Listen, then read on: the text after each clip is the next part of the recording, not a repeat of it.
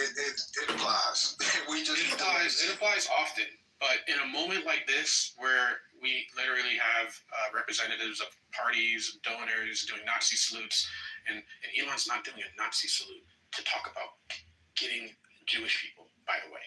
This Nazi salute is in support of canceling DEI, canceling affirmative action, defining black people as culturally inferior, genetically inferior, intellectually inferior. That is the movement he's behind. So he's correlating Nazism to his political agenda. But I can't correlate black people to Jews. This room is so fucking insanely compromised. I agree that Elon doesn't hate Jews. I agree that Elon supports Israel.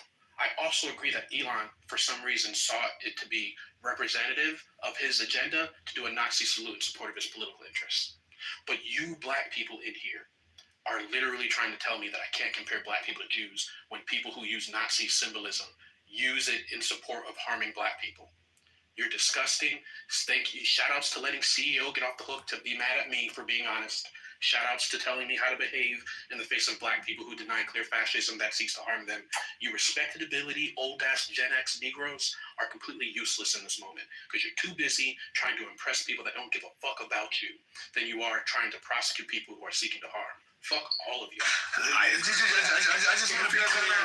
Hold on, let me say something. If you're going to draw a comparison, then draw the correct one. Right. I just did. That's what you need to do. No, you didn't. Black people to white people in Europe. Let's be clear about that. No, you didn't. You compared black people to white people in Europe. Exactly. Let's be clear about that. Yeah, you did not. And that is why I came off mute. I thought to myself, Articulate's been in this room for several months. He was here during the conversation we had about Jasmine Crockett. He heard people argue persuasively why accuracy and tightness is needed in conversations like this. And then he's gonna let me finish, and then it doesn't matter because you're in here. You're in a room with different types of people in it, and you're gonna throw a whole nigga. Let me tell you something. You can call me a coon all day. Put you down. Yeah, unlike other people, I don't care about silly insults like coon. Okay, you're doing the same thing, Jasmine. Hold on, you're doing the same thing Jasmine Crockett did.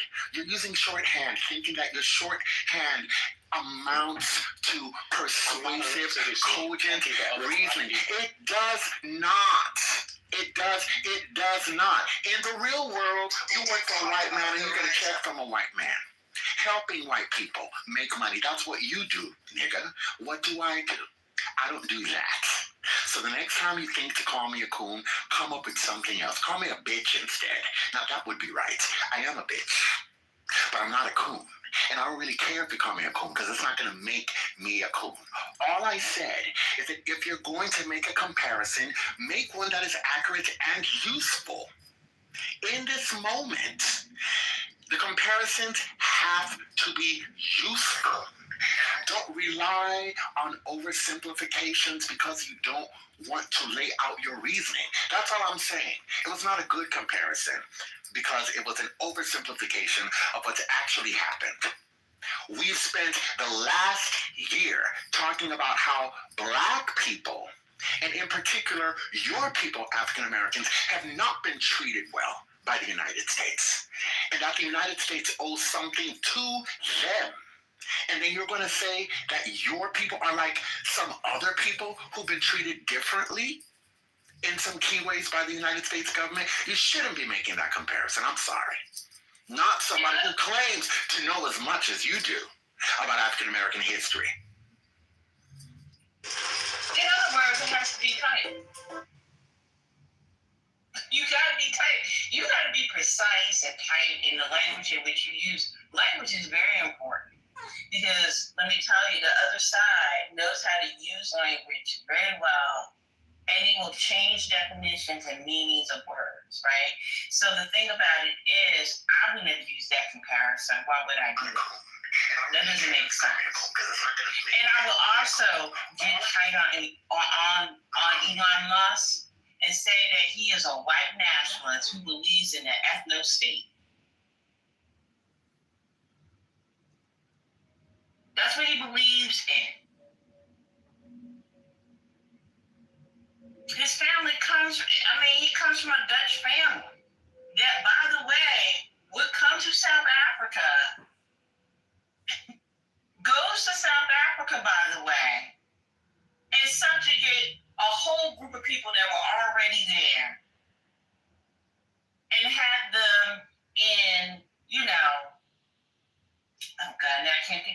term. Wait, had them in a gym like pro state when we think about it. The idea of segregating, relegating into certain types of jobs. I am Panny, oh Panny, oh Panny, Having Pan, miscegenation I am law. thy mate, I am thy man. Go Making them inferior. So if historically, if you want to take those that would make better sense than what you said about Black people being Jews in America.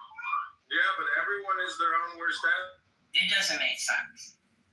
It just simply does not.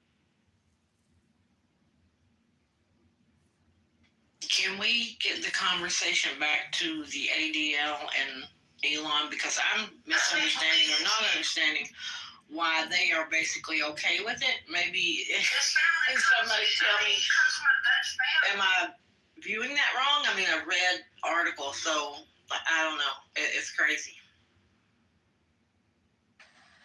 Hey everybody, here the Jew is talking. I didn't know about Aaron, but I just heard about this, and I talked to some of my fellow Jewish people, and they are aghast at this. This is we do not support that. That is a horrible thing. So don't make the assumption that they speak for us, because they do not, especially this. Ben, that was not my contention. I just want to be clear on that. I don't think that's what you were saying. Yeah, no, I just got on, so I hadn't heard. I just got on the tail of it. So I'm just aghast that everybody's giving these people a pass on everything. Yeah, totally. The millionaires and billionaires and trillionaires can do what the fuck ever. Of course, they always could, but seeing everyone just bowing down to this is just wild. No, I agree with you 100%. Elon Musk won that row with ADL like a year ago. This is not necessarily new, right? ADL threatened to sue him over what was happening on Twitter. Then advertisers backed down. Then Elon Musk retaliated with a threat of countersuit. And then Elon Musk did that whole Israel visit, the Germany visit, Auschwitz, I think was it Auschwitz visit, etc. ADL backed down and never resumed any attacks on Twitter, despite Elon Musk's even more aggressive retweeting and liking neo-Nazi and white supremacist and anti-Semitic content. So, Philip, are you saying what Elon Musk did was pretty much a PR tool? Yeah. Yeah. Yeah, it's a PR tool. You always have to question the motives of people in a way in which they move, right? Why did he find it necessary for him to go to these places? To give the appearance that, he is with them in a way when we know that he is not. He is a white nationalist. He does believe in the ethno state.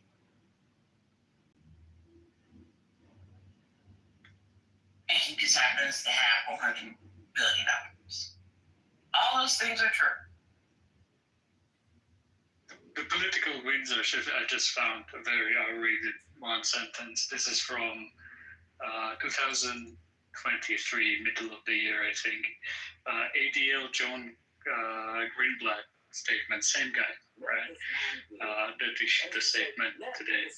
It is profoundly disturbing that Elon Musk spent the weekend engaging with a highly toxic anti-Semitic campaign on his platform, a campaign started by unrepentant bigot that then was heavily promoted by individuals such as white supremacist Nick Fuentes, Christian nationalist Andrew Torba, conspiracy theorist Alex Jones, right? How the political winds have shifted since that time.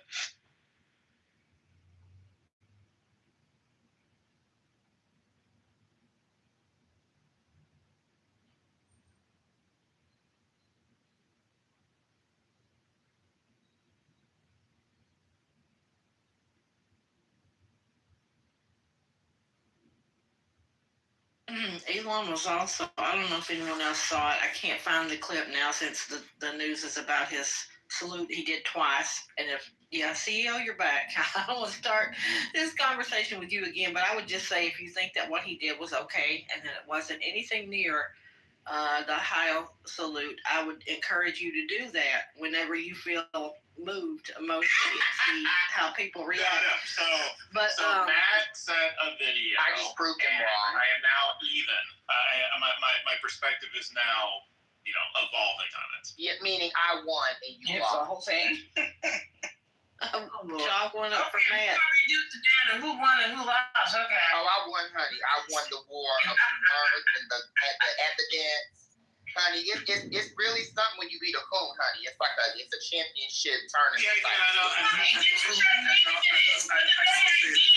But the part I don't get is this. Like, if you're gonna personally attack, fine. But then have the full conversation and let's back it up. And I You did. see, That's my only. if I can say that's this, my only for me, the CEO, even if there was some skepticism, I don't understand the investment in articulating that skepticism, understanding that such skepticism can come off as a defense.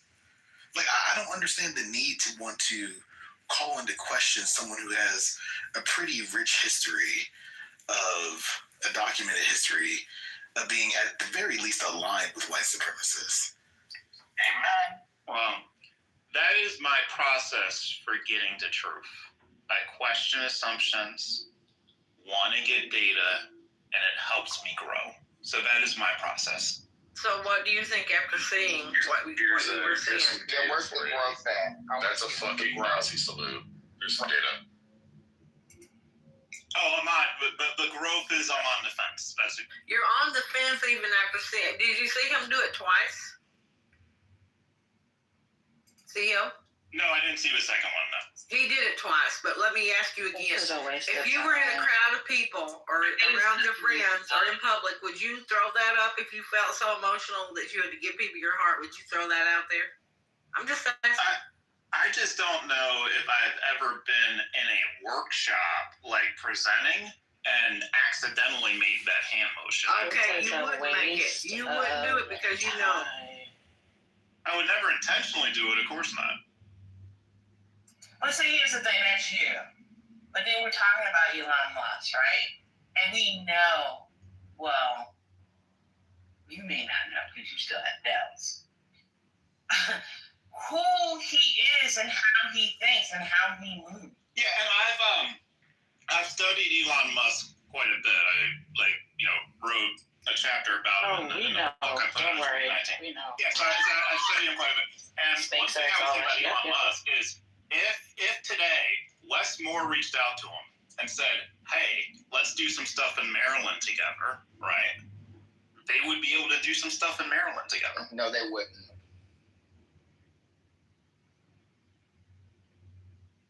So CEO, when the German Chancellor reprimanded him for supporting the far-right party in Germany, did you think that was consistent with what you believe his personality is?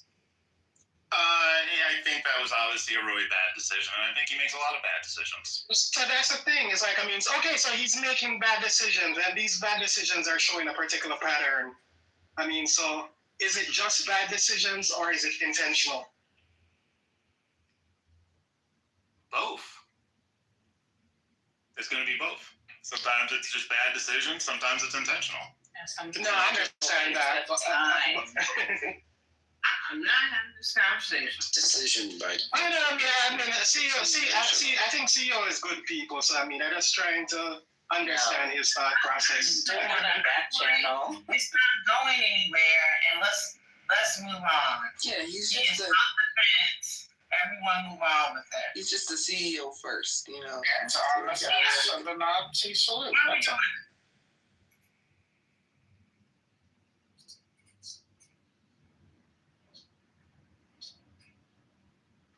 Can we also acknowledge that the mere fact that there is a discussion whether on the inauguration day on the podium somebody did or did not make a Nazi salute twice is itself Just absolutely batshit crazy. Mhm. Absolutely batshit crazy. No, The idea that the European media can all look at it and go, "Oh yeah, we know what the fuck that is," and the American media buries it or presents it as there was some discussion over the angle at which Elon Musk employed a gesture. Like, what the fuck are we doing? Absolutely. But yet, y'all don't believe that the media is derelict in their duty to do their job to present the truth. It's going to be 4 years of sane watching, but I think Exactly. yeah. That's exactly what it's going to be. And the media, because the media is scared now, they are really scared of losing office because if they even print anything that's the truth, they're going to get backlash. So, Philip, I have to assume he knew that there was going to be a reaction to him doing it before he did it. So, I mean, what do you think his thought process was? I mean, anybody's open to answer What this. thought process? He probably didn't give a damn. He's high off ketamine. Miss No thought. Yeah, he's an actual psychopath. Like, the man is, like, I mean, I don't know if I'm clinically diagnosing him as such, but he does shit all the time for the lulz, and he clearly is a racist, and he clearly, this is who he is. He's an absolute maniac, and that's what happened. He thinks it's funny. He either thinks it's funny and was just like, look, I can get away with fucking everything, and he's like a little child testing the limits of his, of what he can get away with, or he's just a full-blown fucking Nazi. Like, those are the options. Like, anyone who's trying to pretend like, oh, that's a normal thing that human beings do twice in a row with his history, no less, get the fuck out of here. And he has proximity to power now. And he's used to seeing that done at home, I'm sure. I'm sure that was a thing in his house.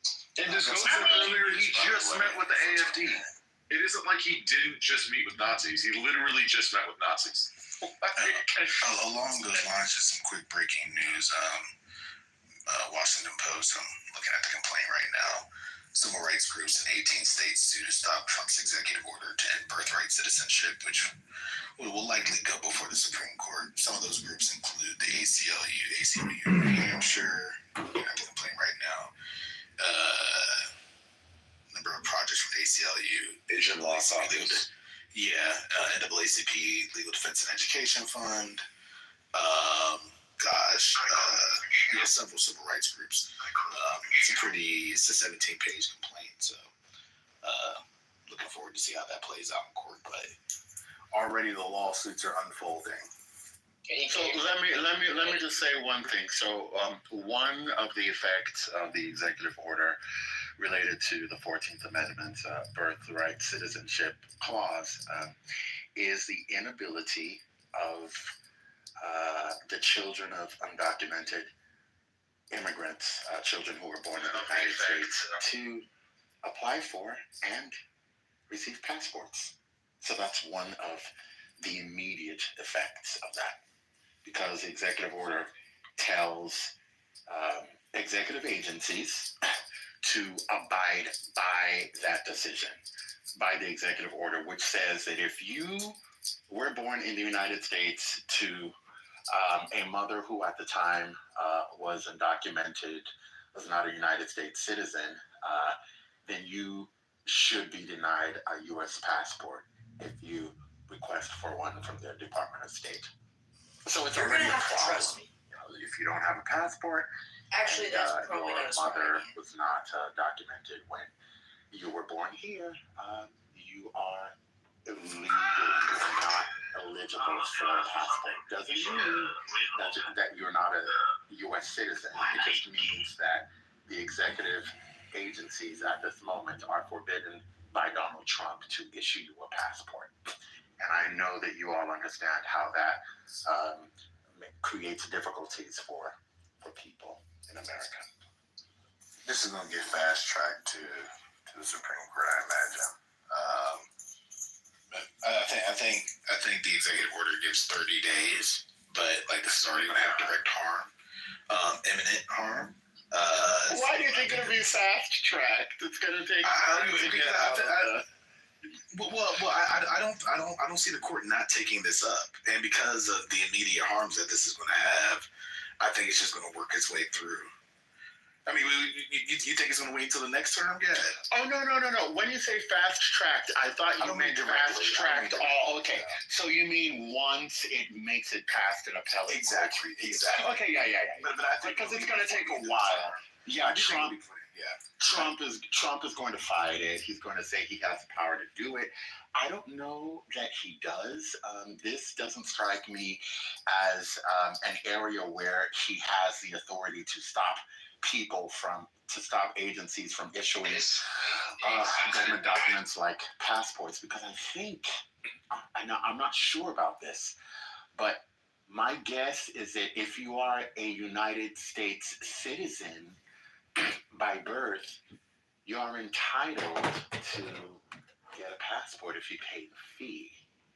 So and that's because of what the 14th Amendment says. So I don't know that the president has the power to stop you from getting a passport if you already meet the eligibility requirements. I haven't read the lawsuit, but I would imagine that they're looking for injunctive relief. So at least on that basis alone, I can see this getting up to the court for injunctive. Yeah. They're doing that, yes, and they're suing under the 14th Amendment.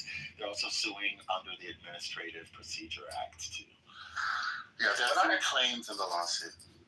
I have a question for y'all, the legal minds. So this is supposed to take effect in 30 days, I guess, right? So let's say an undocumented migrant or someone here on a work visa has a child after 30 days. So let's say February 23rd. Is that child a citizen before this is overturned by a federal court or the Supreme Court? Is that child going to be able to get a social security number, a birth certificate? Like what exactly? So you're asking about the effect of the executive order on that child that's born. Okay. Yes, the child is a United States citizen under the 14th Amendment. The executive order is not overturning the 14th Amendment. It's not saying that you're not a citizen. It's simply saying that there are just certain things you can't get. There are certain things you can't get from the federal government because your mother was undocumented when you were born here. So while it's true that you might be able to get a birth certificate from the hospital based on where you were born, say you were born in a hospital in X city, in X state, it isn't true that that your mother or somebody else will be able to request a passport for you, because the passport's issued by the Department of State. The Department of State is a federal agency under the purview of the President of the United States. And since the President of the United States has told the Department of State not to issue documents such as passports to American-born children whose mothers were undocumented when the children were born, your mom won't be able to get a passport for you.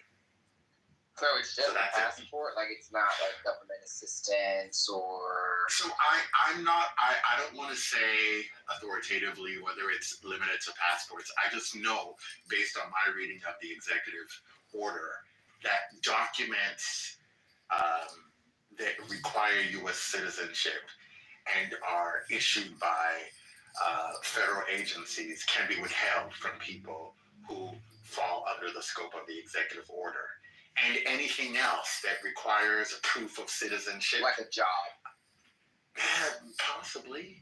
Like you would be able to get a job if you have to get a citizenship. I mean, well, possibly. And right now there's a hiring freeze for federal government employment that's unrelated to the immigration agencies. I think there's an executive order freezing hiring for all federal government agencies except the immigration-related ones, I think. So I think passports are one thing that the executive order will prevent the kind of people I've just mentioned from getting, but it's possible that there are other things too. Passports are not the only documents that federal agencies require proof of citizenship for. Yeah, we're also talking about renewal too. I was just curious about that. let's say, so we're not even talking about children, but for example, let's say you were someone who would fall under the 14th Amendment's purview. Your parent wasn't a citizen.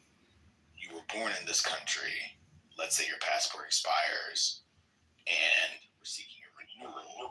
I'm curious if that calls it into question. Child, you better file those renewal applications now and fast track that shit, because I mean, until an injunctive order is issued, once the executive order kicks in, folks whose moms were undocumented when they got here, they can't get no passport. Yeah, I think that's the point. Like, this throws the administrative state in a bit of a tizzy, and then also it requires courts to be very clear about the history of the 14th Amendment and what it's designed to do. I think part of, from what I've read in the news, I haven't read any legal arguments from Trump's side, but I think part of the argument from what I've read is that the 14th Amendment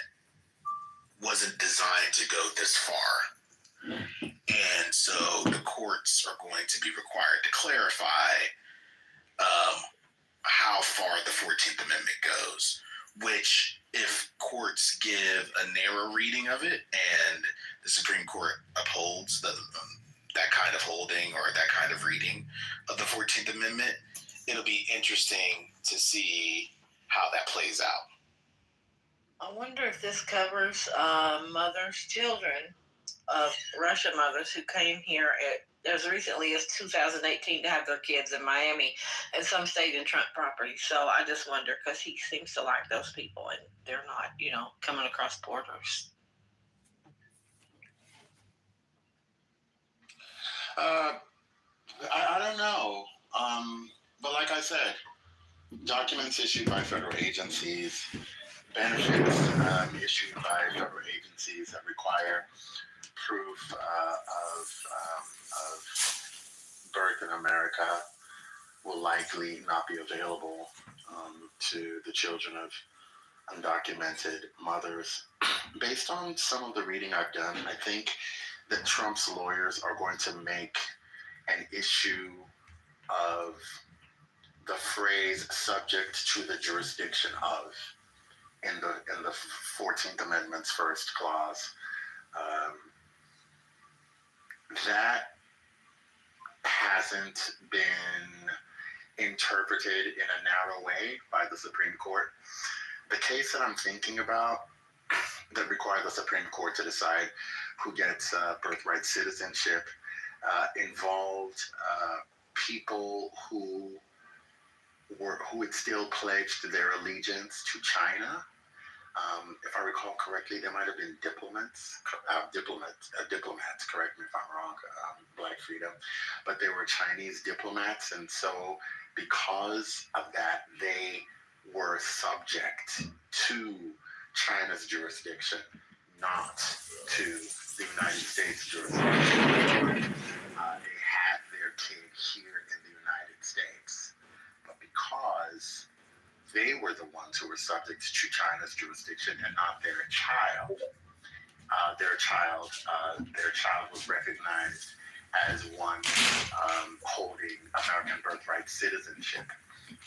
Trump's lawyers are probably going to ask courts to interpret that phrase more broadly. There are people who are saying, "Oh, well, if your mom was undocumented when you were born here in the United States, then that means that you weren't subject to the jurisdiction of the United States when you were born here." But that's not how courts have interpreted that phrase in the past. There's no telling what's going to happen now.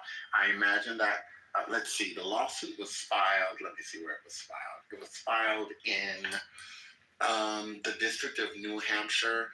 Black Freedom, I don't know much about that federal district court. I don't know if it's in a liberal area or not. I don't know. I think is that the First Circuit? I think that's the First Circuit. First Circuit tends to be liberal.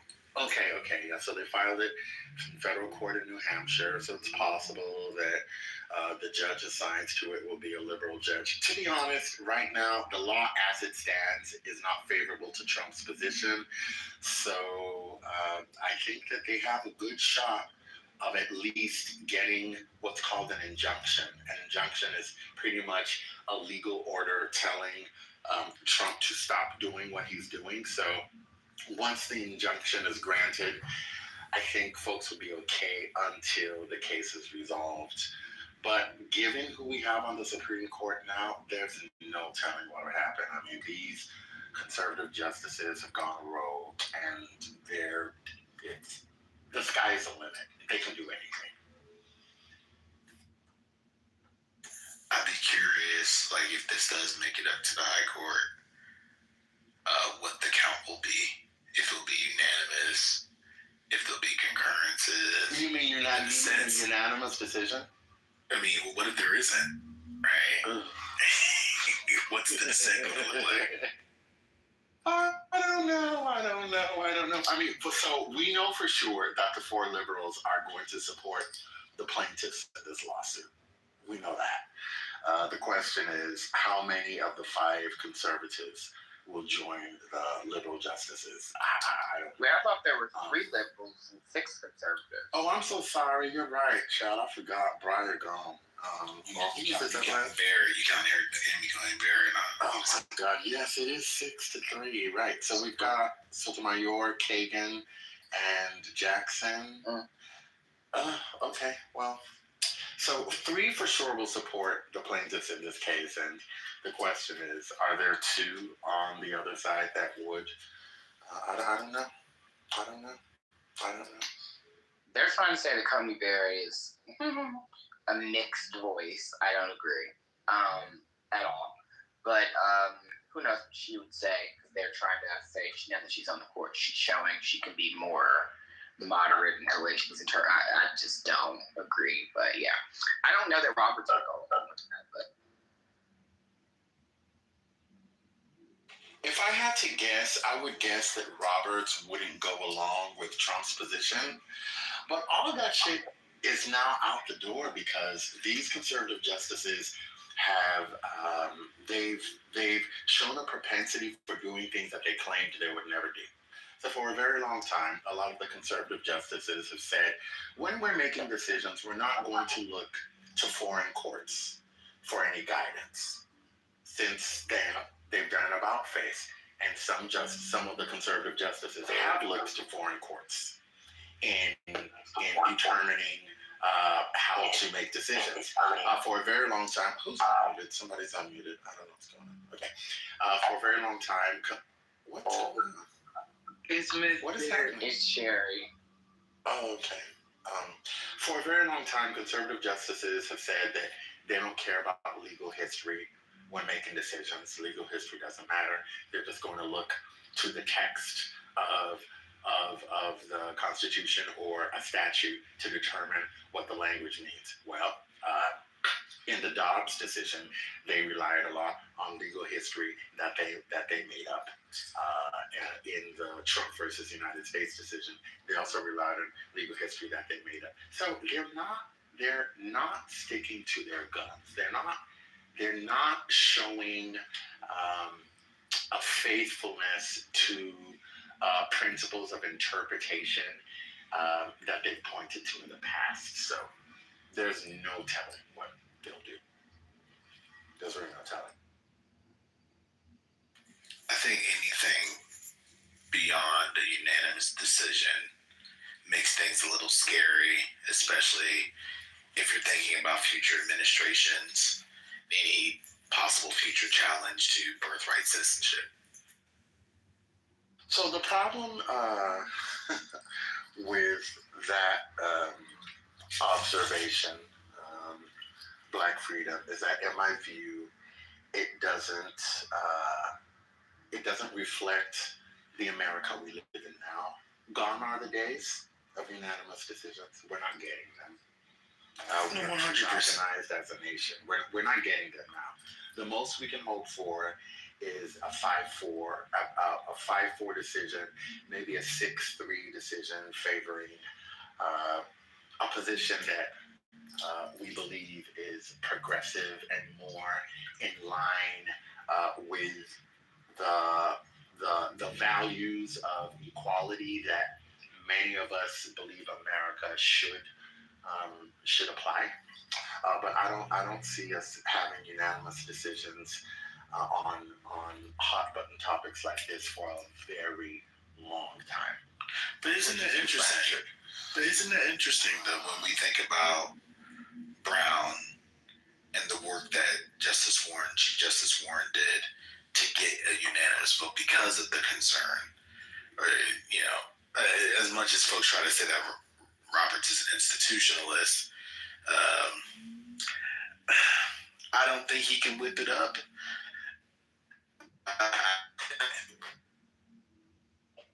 To your point, I hear that. I think that we've had fractured. I think that justices are more cabined in their politics than in previous times. So that's what's telling to me more than but I think it's more about the justices being more fractured in these times than our politics. Because when Brown, everybody wasn't on board with, of course, desegregation. But I think the justices are more partisan, at least more explicitly partisan than in the past, and that's what will make it different. That's what will make it difficult to get a unanimous decision. I don't know. I'm not sure that I agree with that. I know that at least one of the justices said that the passing of Justice Fred Vinson convinced him that there was a God. Because Justice Fred Vinson was hell-bent on maintaining racial segregation. And the justice who talked about his renewed belief in God said that if Fred Vinson were alive, if he were alive when the Supreme Court decided the Brown versus Board decision, that Fred Vinson would have dissented from that decision for sure. But he passed away shortly before the Supreme Court issued its decision on it, and that his passing was one reason that they were able to get a unanimous vote. So I don't know that they were less fractured. And even you said that Justice Hugo Black was a former Klan member, and if I recall correctly, he was alive. Wasn't he one of the justices who signed on to the Brown decision? I think he was. So I want to ask a question, because maybe I don't have my liberal credentials, or maybe I'm just ignorant. But I mean, is it necessarily bad to remove birthright citizenship? Yes. Why? I've talked a lot, and despite what some of y'all think, I don't like monopolizing the mic, so I will. Yeah. Anyone who wants to answer. Yeah, I would like to. Wait, MJ. Hello. So, Ryan, my brother has birthright citizenship. My parents followed the entire legal process when we immigrated to this country. I was born in another country. We came here, and a couple of years later, while we were still waiting for everything to be processed, they had another child. They didn't use him to, stay here. The way that their paperwork happened was through the legal system. I don't see why there has to be an absolute. Like, why can't you allow for case-by-case scenario for people to come into this country as needed? Like, I think it's kind of weird to cut people off in a natural process where people are either married or they have a partner and they reproduce, and that so happens to be a child that's here. So I don't get it. And what's with the face goat? I don't. Can I ask a question? I got it. What's with the face I wanted to goat? answer the question. Look, I don't think he's gonna respond. Yeah, so for me, the reason why ending birthright citizenship is incredibly problematic is because 14th Amendment, but it's well over 100 years of the United States benefiting from an influx of immigrants from Europe, particularly by and large, right? And now that the demographics are changing such that new birthright citizenship recipients are not as white, it is all of a sudden a problem. This, to me, screams,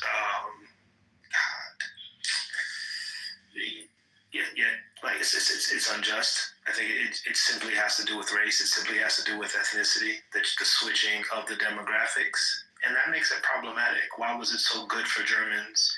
And why was it so good for Jews and Italians and Irishmen and women, right? But not good now that things have changed demographically. There's nothing, there's no piece of data that people are going to be able to underwrite this with to say, okay, this is why immigration is different now than then. So yeah, right. Yeah, I mean, if I can respond. Jay, in your analysis, that wasn't very pro-black. Birthright citizenship is for the Negro. I don't know what you're talking about with Germans, but your analysis is not going deep enough, brother. Thanks. They benefited from it even more than black Americans. Incorrect. Sir. Okay, wait. So what was the point? So you're saying So real quick, keep in mind the 14th Amendment was used to. Keep in mind that the 14th Amendment. Keep in mind that the 14th Amendment was designed to nullify Dred Scott. If you don't got facts, then let somebody who has facts. Honestly, it's not a fact. You saying there were more black Americans than Europeans? Can he answer the question? I'll go after Black freedom. So keep in mind that this is for everybody in the room who folks who don't know. The 14th Amendment was used to nullify Dred Scott, which was it did a number of things. One of which was to determine that black people in this country were not citizens, thus they could not bring suit in federal court. The 14th Amendment eliminates Dred Scott by saying that all people born in this country are citizens. So what that immediately does is it opens up a bevy of rights for black people, one of which is to bring lawsuits, be on equal footing with white people in terms of contracting, so on and so forth. It becomes the basis by which black people can assert their rights as citizens. Individuals who are formerly enslaved are now able to enjoy the same right, at least theoretically and constitutionally, as other citizens of the country. So let me build on that.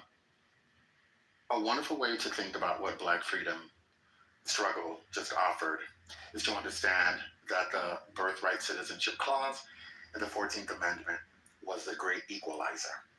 That's what it did.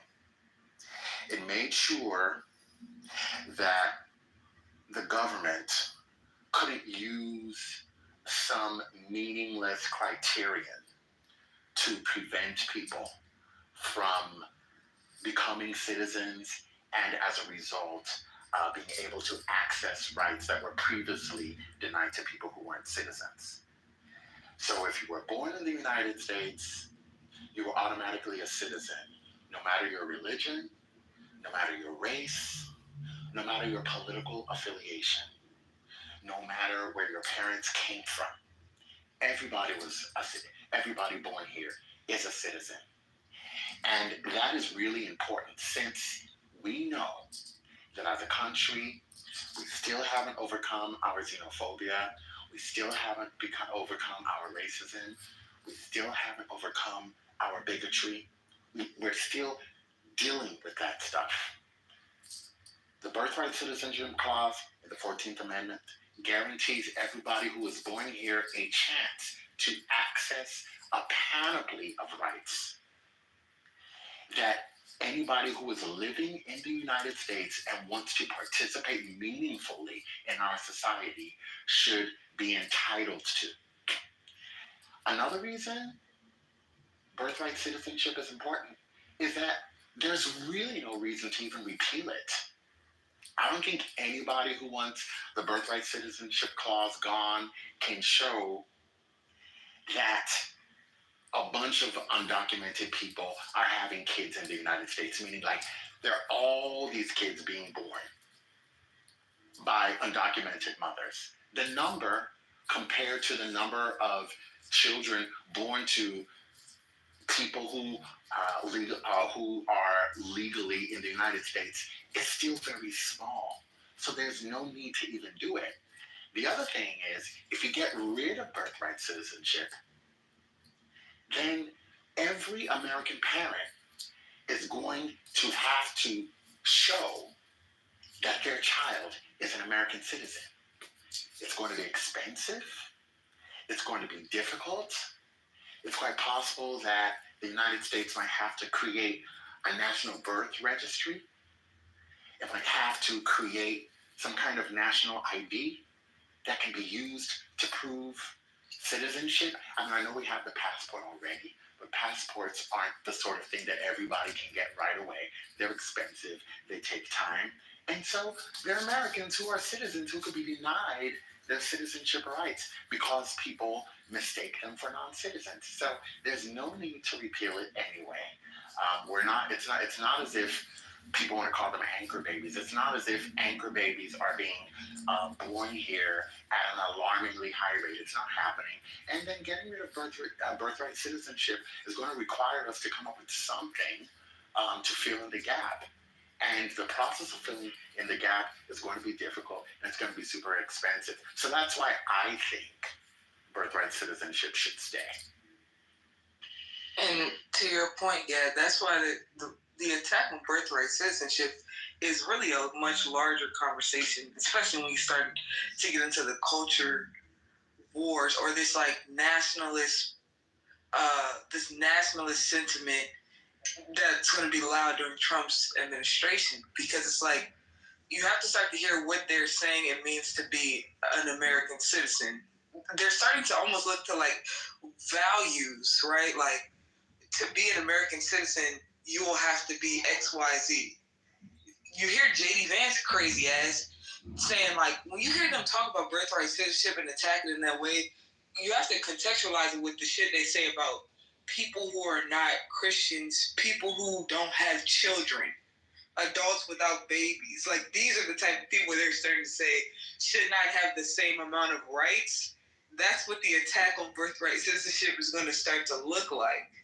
Like, if you're an adult with no children, are you a citizen? Because do you have American values? That's what this shit is about. Y'all motherfuckers talk about nothing. So I just want to say one more thing before people start telling me I talk too much.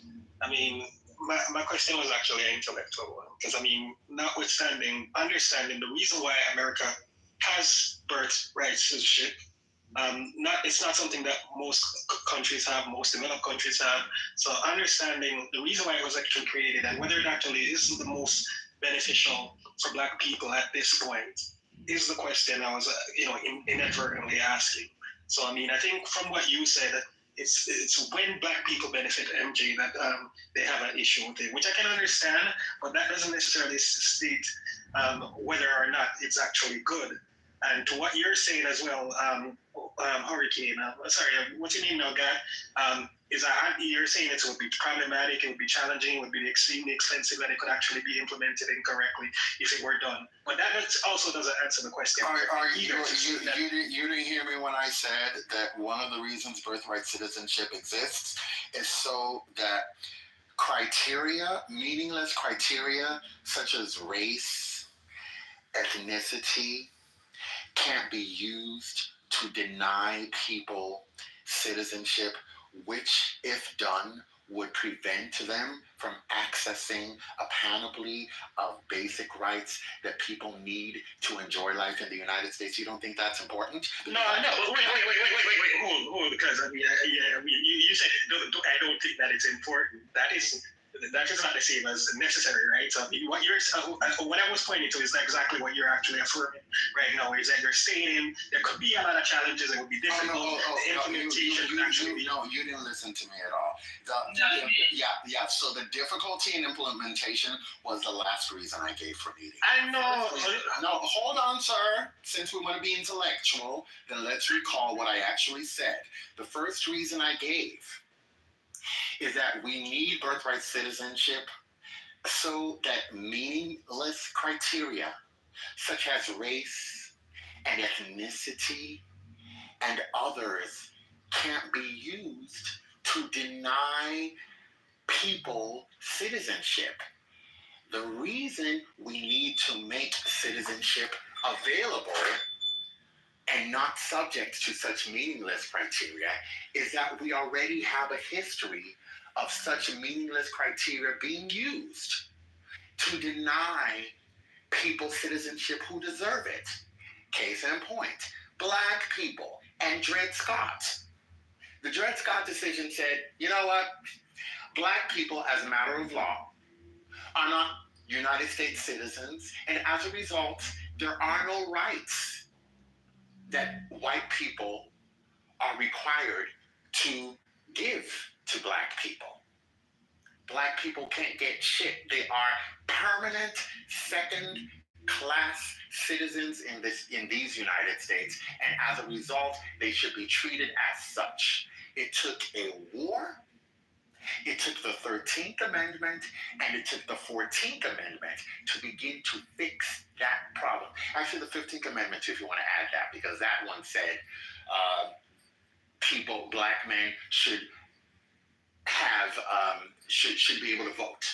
That's what that said. If you really want to be complete, then you have to get to the 19th Amendment, too, because the 19th Amendment said that Black women should be able to vote, too. So those rights, the rights to vote, also, the rights to due process, the rights to freedom from unreasonable search and seizures, a bunch of rights that we all understand today people should have if they live in the United States were not available to Black people before the 14th Amendment, sir. And when those rights became available to Black people under the 14th Amendment, those rights became available to other non-white people and to women and so on. So we need the 14th Amendment, because if that is not there, all of a sudden we have entire groups of people whose access to civil rights is in jeopardy. That's why we need it. We cannot do without birthright citizenship. We cannot. It must remain. And if you're a Black person, you should never ever use up your breath to argue against birthright citizenship, ever. Well, to start with the first exclusion, I'm not Black, I'm Jamaican, so I'm allowed to do this, and I will continue. Okay. So the point I was trying to make.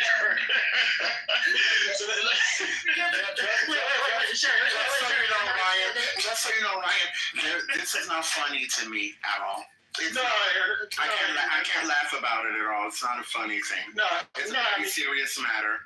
I'm not trying to downplay.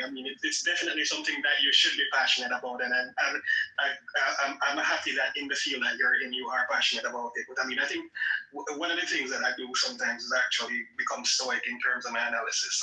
What I was actually doing there earlier is not to say that the points that you mentioned were not relevant or not important or not actually a part of the system and the challenges created with actually implementing the system. What I was actually asking is, those things that you refer to, are they inextricable from birthright citizenship itself? I don't think you proved that. Should I tell you why I didn't prove it? I didn't prove it because I had to.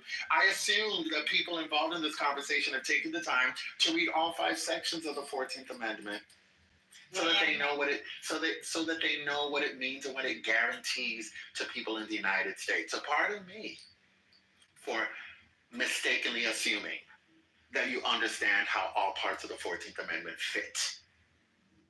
Nobody really understands.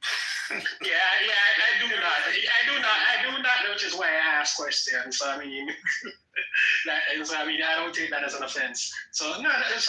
That's the thing I have. I'm not being some devil's advocate here. I'm not trying to perturb people or create disruption by asking questions. I thought it was a valid question, and I thought there were people in this room who were capable of answering, and that's why I asked the question.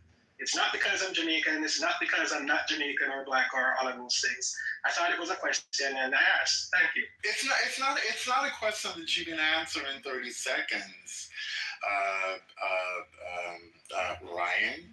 The 14th Amendment is not the easiest part of the Constitution to understand. People have written books, dissertations on it. There are tons of judicial decisions that discuss what even just 5 words of a portion of that amendment means. So that, like, if you ask Black Freedom and I, we could talk for hours about what the 14th Amendment guarantees to people. And we might not even agree on everything. It's not an easy question to answer in a minute. That's why I tried to boil things down. And if you want to know more about it, Martha Jones, the historian, has written a book about it called Birthright Citizenship. There's even an audio. It's on a Birthright Citizen? Yes. It's called, what is it called? It's called Birthright Citizen. Her book deals with the response of Black people underground to Dred Scott and how Well, and she also deals with what's going on with Baltimore, because I think, that's how she frames it. What Black people were doing in Baltimore about birthright citizens. Mm-hmm.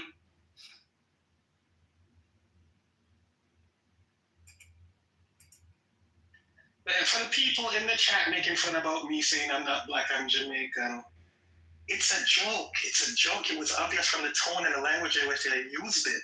I don't believe that. That's what people on this app say. I thought you would have realized that. Thank you.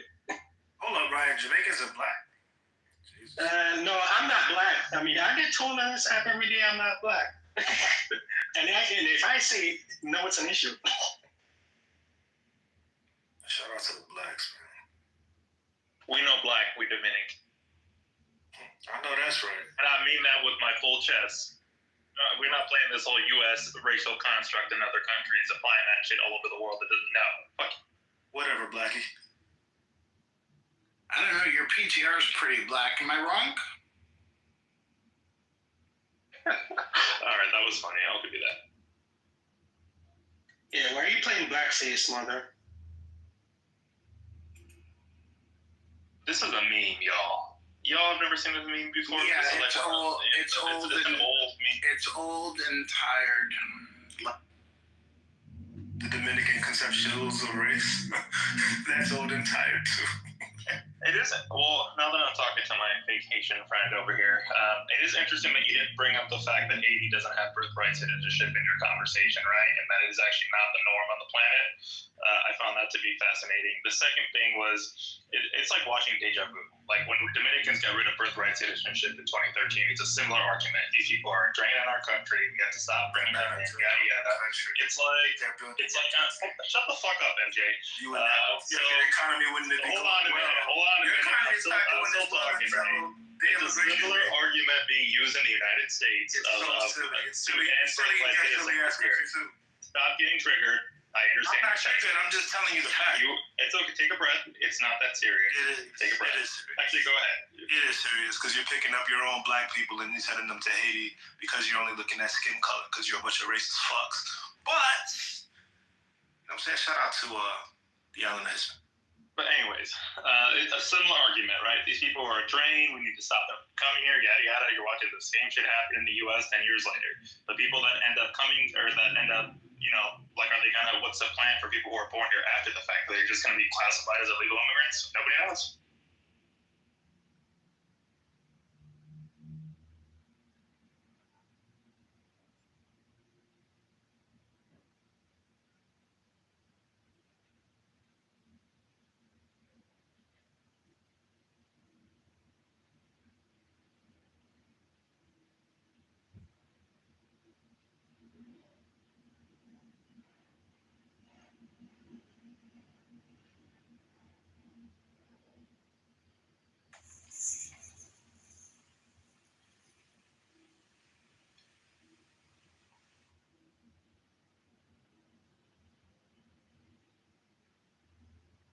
Thank you to the beautiful female mods for this space.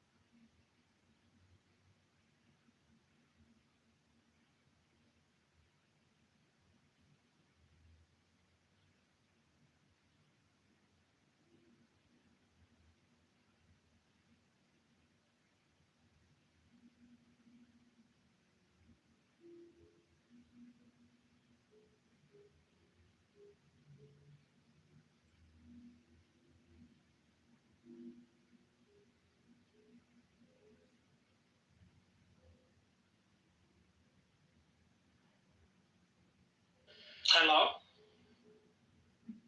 Yeah, we can. Oh, okay. Yeah, sorry, my fault. That's why I don't talk.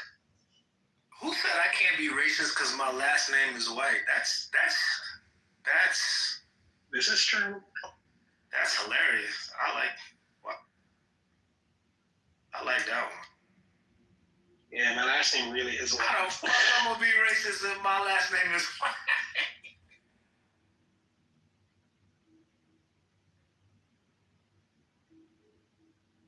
Yeah. Who said that? Do you remember who said that? No, I'm telling you, I said it. That's my last name, White. I used to always say it. Oh, you made that up on your own? Yeah, I can do that. Good job. I like that one. I think I'm gonna use that shit. I used to like big on Facebook back in the days when Facebook was big. How can you be racist if your last name is white?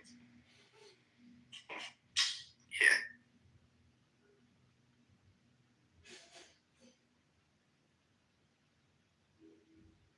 So, I mean, realistically, right? Like, I know that they're going to challenge this in court, and it's probably not going to happen, right? Because you have to get the states to approve the Constitutional Amendment, sole birthright citizenship. So it's highly unlikely to happen. Correct? Is that where most people went?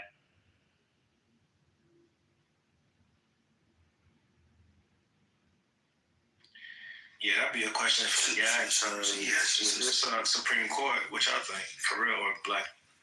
Yeah, so the question would be about the executive order itself. Not so much, the Constitution, but then the executive order calls into question to a certain degree the scope of the 14th Amendment, which could be the strategy all along, by the way.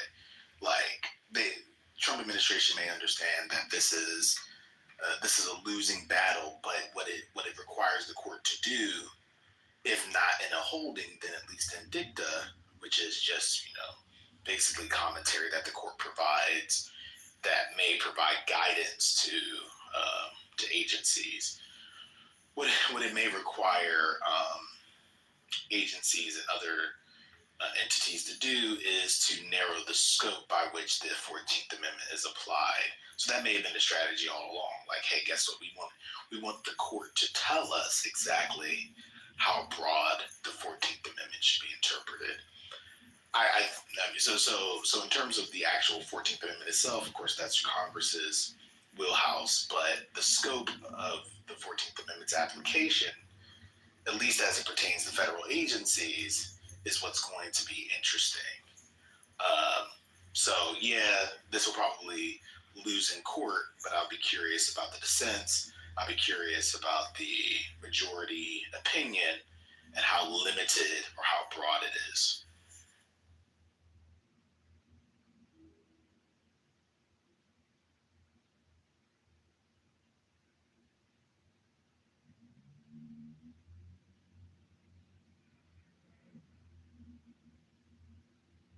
Since it's quiet in there, did y'all see the Daddy's Home?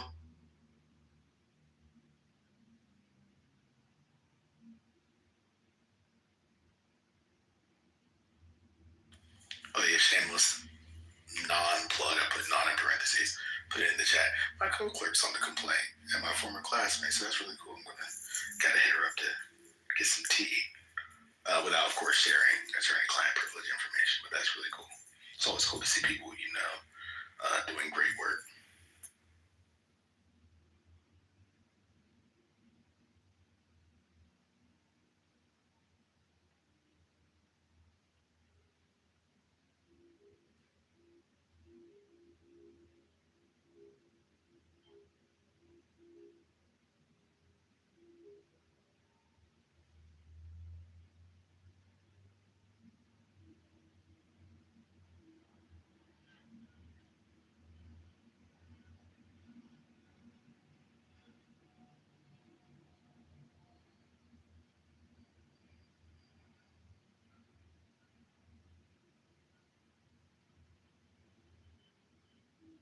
Are there actually like statistics on how many people are getting this? It's just a through birthright citizenship and what that breakdown looks like.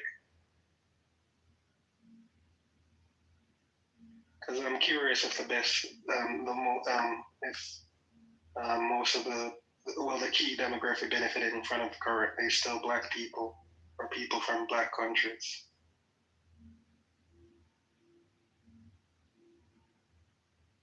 I don't know how they keep track of that, but I remember a while back, there was a case out of Texas that they stopped issuing birth certificates to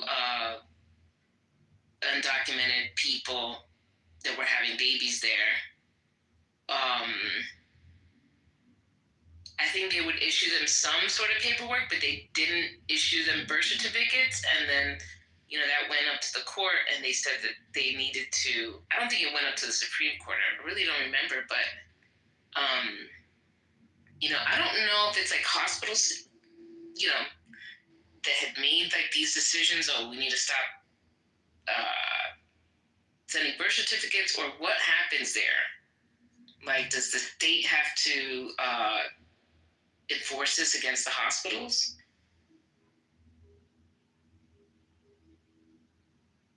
Ryan, what was the question?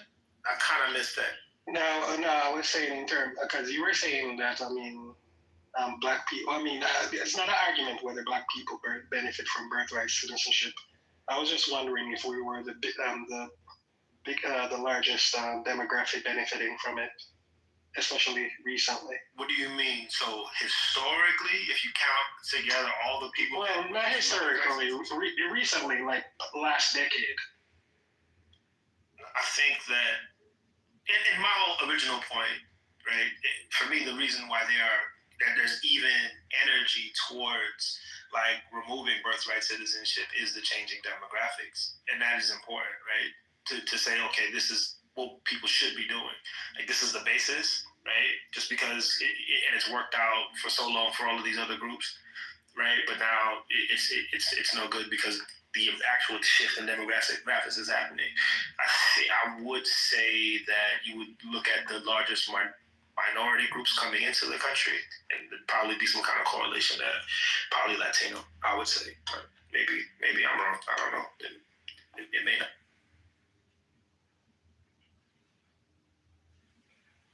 Felipe says it's not, and he has the data. You can share it in the chat, Felipe, or come up with. I was genuinely curious because, like I was saying earlier, I live in Miami, so most of the people actually benefit from it are not Black. At least anecdotally. The demography, and you don't have that many Black immigrants in Miami in general, so that's part of it.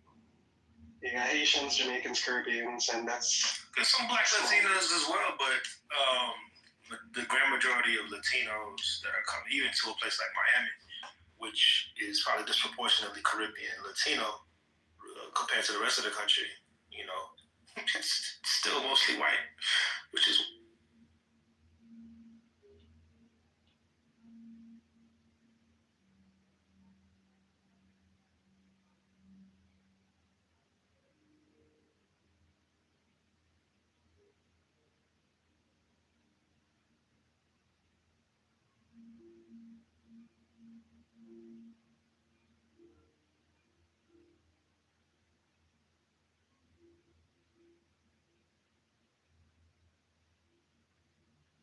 Yikes, 48% Mexico? Yes. Wow.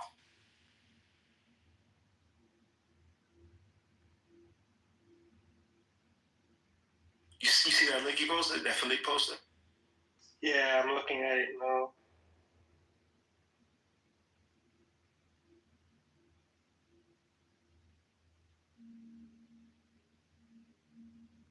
Yeah, and that's the thing. I'm not even talking about whether the executive order is constitutional or not. I was speaking to the policy itself. Do you think most Black Americans would actually agree with that this policy if they realize that the largest benefactors are Mexican? You talking about Black Americans agreeing with removing birthright citizenship because Black people aren't even the beneficiaries to begin with? I'm asking the question. I mean, I can't speak for it. I'm not saying it's an affirmative statement. Yeah, I mean, I can see that. Don't you think most people crossing the border from Mexico to have a baby here are going back immediately after or soon after? Like, I don't think they're staying here. I know a lot of people that have done that, right? But I wouldn't go as far as to say the majority of people that I know that have come here and had kids went back. That would be, and this is the case in my Black Caribbean world. So yeah, most of the people that I know come here to have their kid, they go back home. They don't stay here. You from Miami too, right, Sin? So what countries are we talking about when you say the people you? Dominican Republic is mostly the people that I know. They come here to have their kids. Chinese people also come here to have their kids and go back home. Russians, well, maybe not now, but I would say a lot of people from other countries. But I could tell you a lot of Dominicans come here and have their kids. I mean, if you have the money to do so, a lot of Dominicans do that. Though a lot of them have, Yeah, but the biggest benefactors are Mexicans. So, I mean, you think Dominicans have the same process as Mexico? No. I'm not saying that, but the Dominicans that I know that come here undocumented, they come here to have their kid and they go back home. I don't know how it is for Mexicans like that, but and I probably know a small sample set, so I'm not saying everybody, but I'm wondering, how many of those people, how many of those kids are actually being raised here? Is it just a situation where they're coming here to have the kid and then go back home? Yeah, I get it, though, for sure. I get exactly what like I said, I've seen a lot of people do that same thing as well. But the question that is kind of running in my head right now is, what is the long-term demographic, economic, consequences of removing birthright citizenship? What happens? What is the big thing that is going to change long term? If that's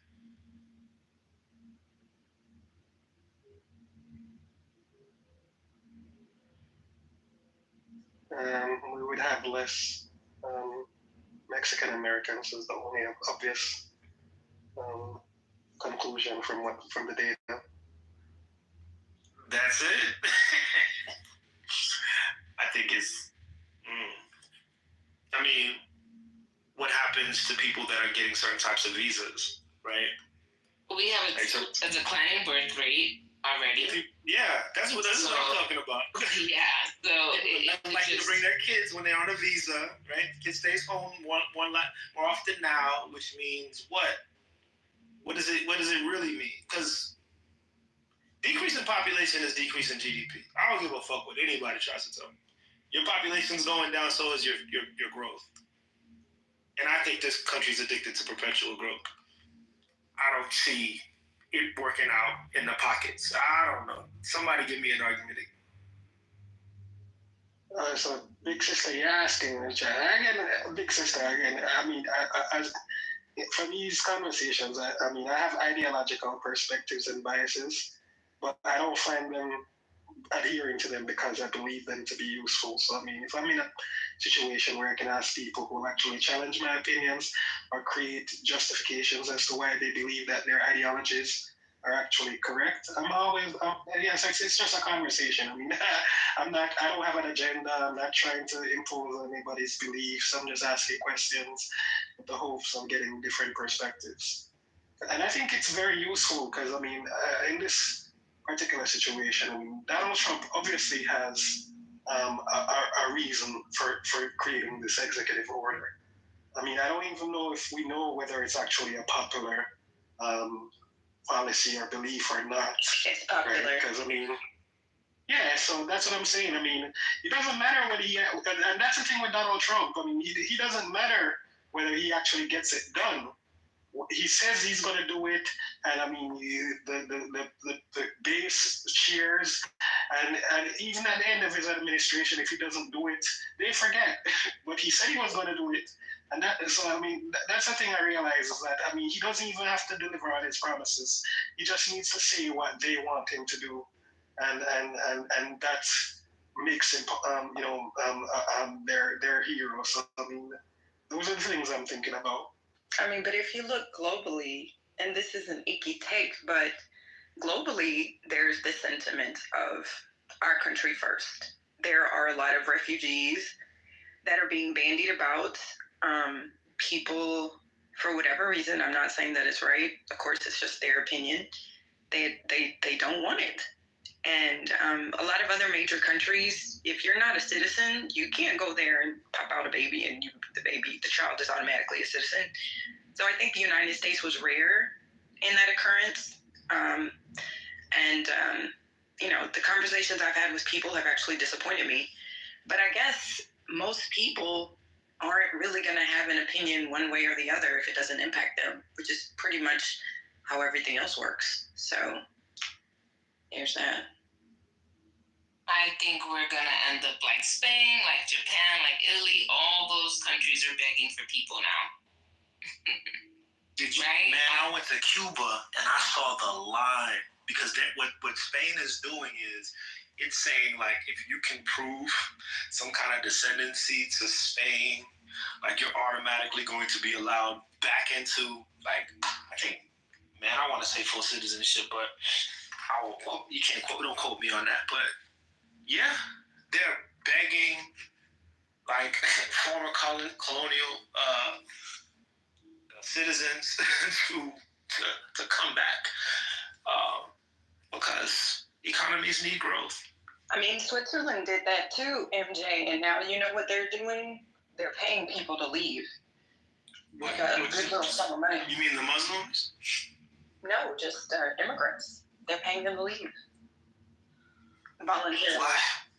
Why are they paying them to leave? I mean, okay, Chichubi, put all that stuff right here, because that's melting. Mommy doesn't want it on the floor. It's on this side. It is melting. So take your shoes, your jacket. Do you have fun? It's snowballs. It's snowballs. Okay, close the door, because Mama's cold. Okay. Sorry. That was sweet. Oh my God! All the adults, all the kids are outside throwing snowballs at each other. It's so cute. Aww. Except for me, because I'm cold. I think they did it. I'm not sure. There was also some increased violence against immigrants that were occurring there. Not a lot. And I think it was just like a resident sentiment, if that makes sense. But countries never give a really good reason why they do things like this. It's just, I think it happens every couple of 100 years. There's just this push to expel people that they don't believe belong there. So it's nothing new, sad. You know what's really crazy about all this? God gave us the land, yet man founded it. I just find that quite disappointing, fascinating, and every other emotion all at the same time. Raise your vibrations, kings and queens. I found that amusing. Thank you, Daniel.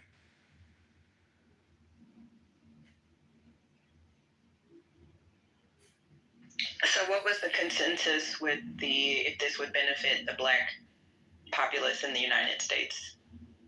Benefit or no? I think it's a lose-lose. If you ask me, I think it's a lose-lose. I think if this economy slows down, Black people get affected. I think if the downward pressure on wages, right, that comes from immigration, regardless of what it negatively impacts. But I think the solution, right, to that downward impact or the downward pressure of wages by immigrants, undocumented or documented, is collective bargaining. Which is what happened 100 years ago in this country, right? Like Irish person would get off the boat and they would be brought into the unions or whatever industry they would get into. I mean, that's all we gotta really do. But nobody talks about unions anymore. Well, the honest truth is, it would harm the economy in the short term, but it would, in my opinion, benefit in the long term. And the reason why is because there was a time in this country where wages kind of coincided with the general uptick in the economy. Have y'all seen that young man on TikTok? He's a very respectful young black man, and he asked these older people, they're typically white, maybe 80s, 90s, like how much they paid for their first house. And a lot of them say $12,000, $50,000. And, there was a time in this country where someone could reasonably expect to go work at a factory, let's just say, be able to afford a house, not the monstrosities that we have today, 6,000 square feet, marble everywhere, but a house, a home for a family. And it would absolutely force corporations to pay Americans a fair wage. Would they take that out on the market in terms of pricing? Absolutely. But eventually, there would be a new status quo. You would have to pay American workers more. The black community would benefit because there is a tendency to hire a lot of others. And instead, I think Americans would benefit more, actually. Maybe we would value things more, such as, the things that we we grow locally and build locally. So that's kind of like, that's the icky part of it. The other side of it, it actually would benefit us. It would hurt for a little while, but eventually, things would settle down. So Cool, good. I love this discussion. This is thank you, Mickey, for bringing this up. Have you ever seen the graph, the inflation graph from 1700 to today? You ever seen that graph? Not from 1700s, but again, it was the 1700s. No. You should see this graph. I'm going to paste it in the. I'm assuming there was an inflection point, is what you're getting at. No, a dramatic, to say the least, an incredibly dramatic one. But I'll show it. Yeah, I wonder what period of time. I'm assuming that free labor part might have something to do with it. I mean, but if you think about that, America is not really a come be a U.S. citizen. It's more come be a worker. Like, there's labor involved in that. I don't think it's a fair exchange. You say, give me your tired, give me your hungry, bring me your free. It shouldn't be at an HB1 visa premium, in my opinion. Hey, you stupid. Look, but on the real though, okay, there's a working class to, a validation point. Then there's an investor class. The investor class bases their value on maximizing the labor class. And it just so happens the labor class is the most expensive line item in that relationship. Labor is the number one expenditure in any business. I don't care what business you have, your labor costs are on top of that P&A. So you think America's only designed for the worker to come work, or is it something a little bit more sinister than that? It's almost like they're taking a page out of the Monarch's book for wealth building, but hiding behind this free market kind of veil, if you will. Yeah, I see the graph. I posted a link in the chat. I mean, yeah, if when we think of immigrants, a lot of people tend to think of, the main idea and I'm playing devil's advocate, by the way. I'm not a fan of, cratering the economy for any reason. But people think of, the sentiment is typically they contribute to the economy. No one ever says it contributes to the fabric of the nation. Nobody cares about that, right? We're not the melting pot anymore. Groups are, not centering themselves, gathering themselves, right, as political fronts, as economic fronts, as we see with the Asians, a very, very specific, intentional, deliberate march towards wealth via education and saving. So much so that, you know, Asian households have now become the number one wealth holders when you look at housing, education, and so forth and so on. Not the 1%, not yet, but it's going to get there, right? And that's been in a very, very short time period. So if you take that part out, the contributing to the economy, because of course, if you're here and you're working, you should contribute to the economy. But if you take that part out, I think that's the argument that the Trumpers are looking at, whether you agree with it or not. Well, MJ's graph is, this is fascinating. Go ahead, bro. Oh, man, it's wild. Because I thought it would have been a lot. I didn't realize how recent, like, shit. Well, you know what that 1972 is. There's like this series of graphs on 1972, which marks, I think, the changing, like the removal from the gold standard. I don't want to get into that part of it, but the reason, Reserve, the fiat currency thing, like this inflation that we're dealing with, right? People want to blame it on so many different things. You look at this graph, there were huge, insane waves of inflation throughout this entire period, like from 1775 to 1910, 1940, if you look at this graph. Potato famine, the Italians, the fucking Holocaust, like major, and I'm talking about major, I'm talking about as a percentage of the U.S. population, right? But the economy was able to absorb that in minimal, I mean, especially looking at relatively from a comparison of now, very minimal impact on inflation. There's just something else going on that is making wages not unable to compete with the ability for Americans to purchase a particular basket of goods, man. It just don't make, you know what I'm saying? There's something else going on. And if we don't collectivize, if we don't really sit up here and start unionizing, the shit's gonna, you know, they'll point the finger at immigrants, right? They'll make these policies in the name of, you know, let's keep it American, let's get our money up again, but it's not really a part of the problem to begin with, is my entire point. You see what I'm saying?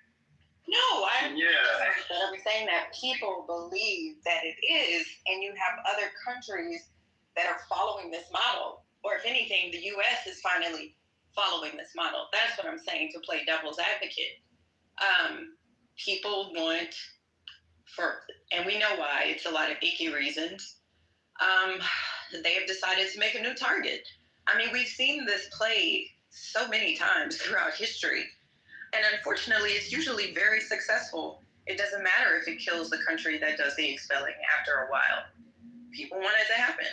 And they have elected a president who is very fervent, who is very justified and confident that this is what Americans want. So much so that Elon was doing Hail Hitler several times. And Trump is gleefully signed these executive orders and said that race, during his inaugural address, race is no longer going to be at the forefront of anything in this country. It's going away. Well, that's necessary, right? God bless America. That's absolutely necessary. I don't think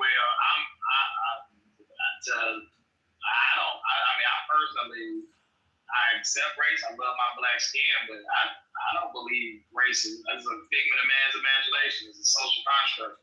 I far exceed the color of my skin and exterior. Everything that's within me is far greater than what's on the outside of me. So while I respect history, I won't disrespect history, and I love my black skin.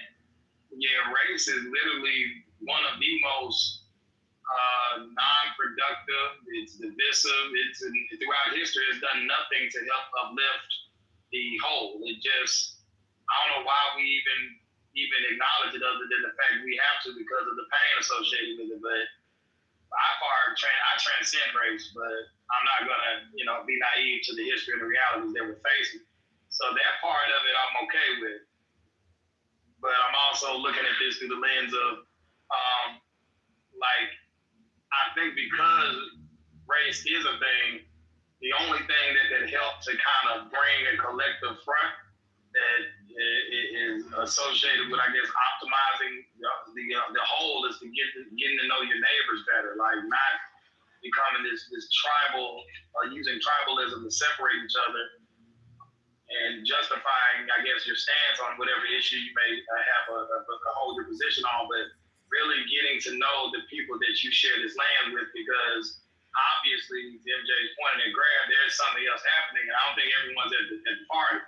So the masses aren't at the party, and the masses are now buying off Kool-Aid that those people that are at the party are serving just to keep you separate, then getting rid of race, getting to know your neighbor, trying to listen to other ideas that you don't agree with, and truly just not using any bias when you're just dealing with another person probably is the one thing that it is free. It doesn't cost us anything to do that, but it seems like to be the most difficult thing I'm willing to commit to. And so the people that are at the party, I guess that small group wins.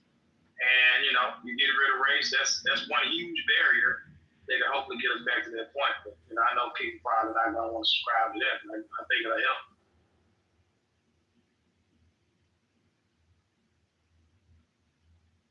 Just before we completely move away from that MJ graph, it's worth noting that there was a lot more economic instability in terms of like crashes and particular bubbles prior to economists realizing that a small amount of inflation is ultimately good for the economy. So that shift is actually what you're seeing in the bend and then the hockey stick graph there. It's actually hold on. Can you explain? Can you explain it again? I'm sorry, I missed it. What were you saying about? So basically, a small amount of inflation. So like you're talking about the target rate of 2% is actually better for the economy than not having any inflation, because what ends up happening is like the boom and bust cycles get much more pronounced when you don't have any inflation at all. Now there's negative repercussions for that, and like I'm not trying to give like an economic sermon here, and frankly there's people on stage who'd be better at giving it than me, but the inflation that was intentionally created within the economy is ultimately a good thing because it actually helps the economy flow. And you ever read The Creature from Jekyll Island? Has anyone ever read The Creature from Jekyll Island? It's a horrible book that nobody should read. Why? Really? Why do you say that? It's a conspiracy theory about the Fed, and there are other countries that have national banks. We're not the only. Okay. Well, let's get to the inflation. I think you're right in terms of some level of inflation, because you want to balance things as best as possible. And I guess you're creating balance with that, but. I don't know, man. Macroeconomics are a funny thing. You got to really kind of be very specific with how you approach it. So. Yeah. Go ahead. The other bad thing that people forget, that other than deflation, is polar opposite is deflation, and deflation is probably even worse than inflation, right?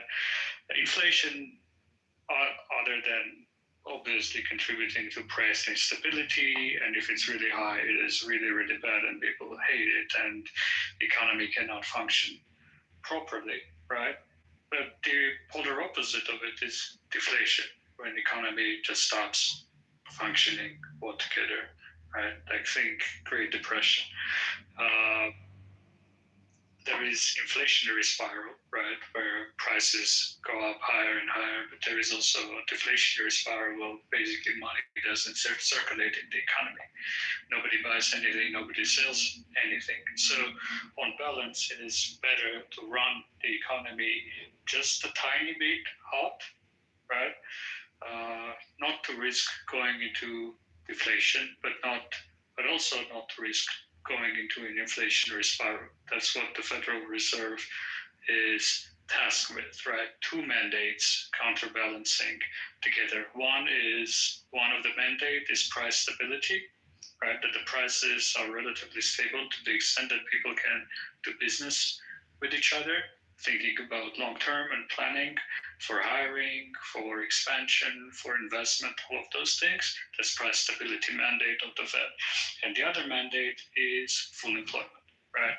Those things have to be balanced, right? Because if you create too much, if you lean on one lever too much versus the other, right?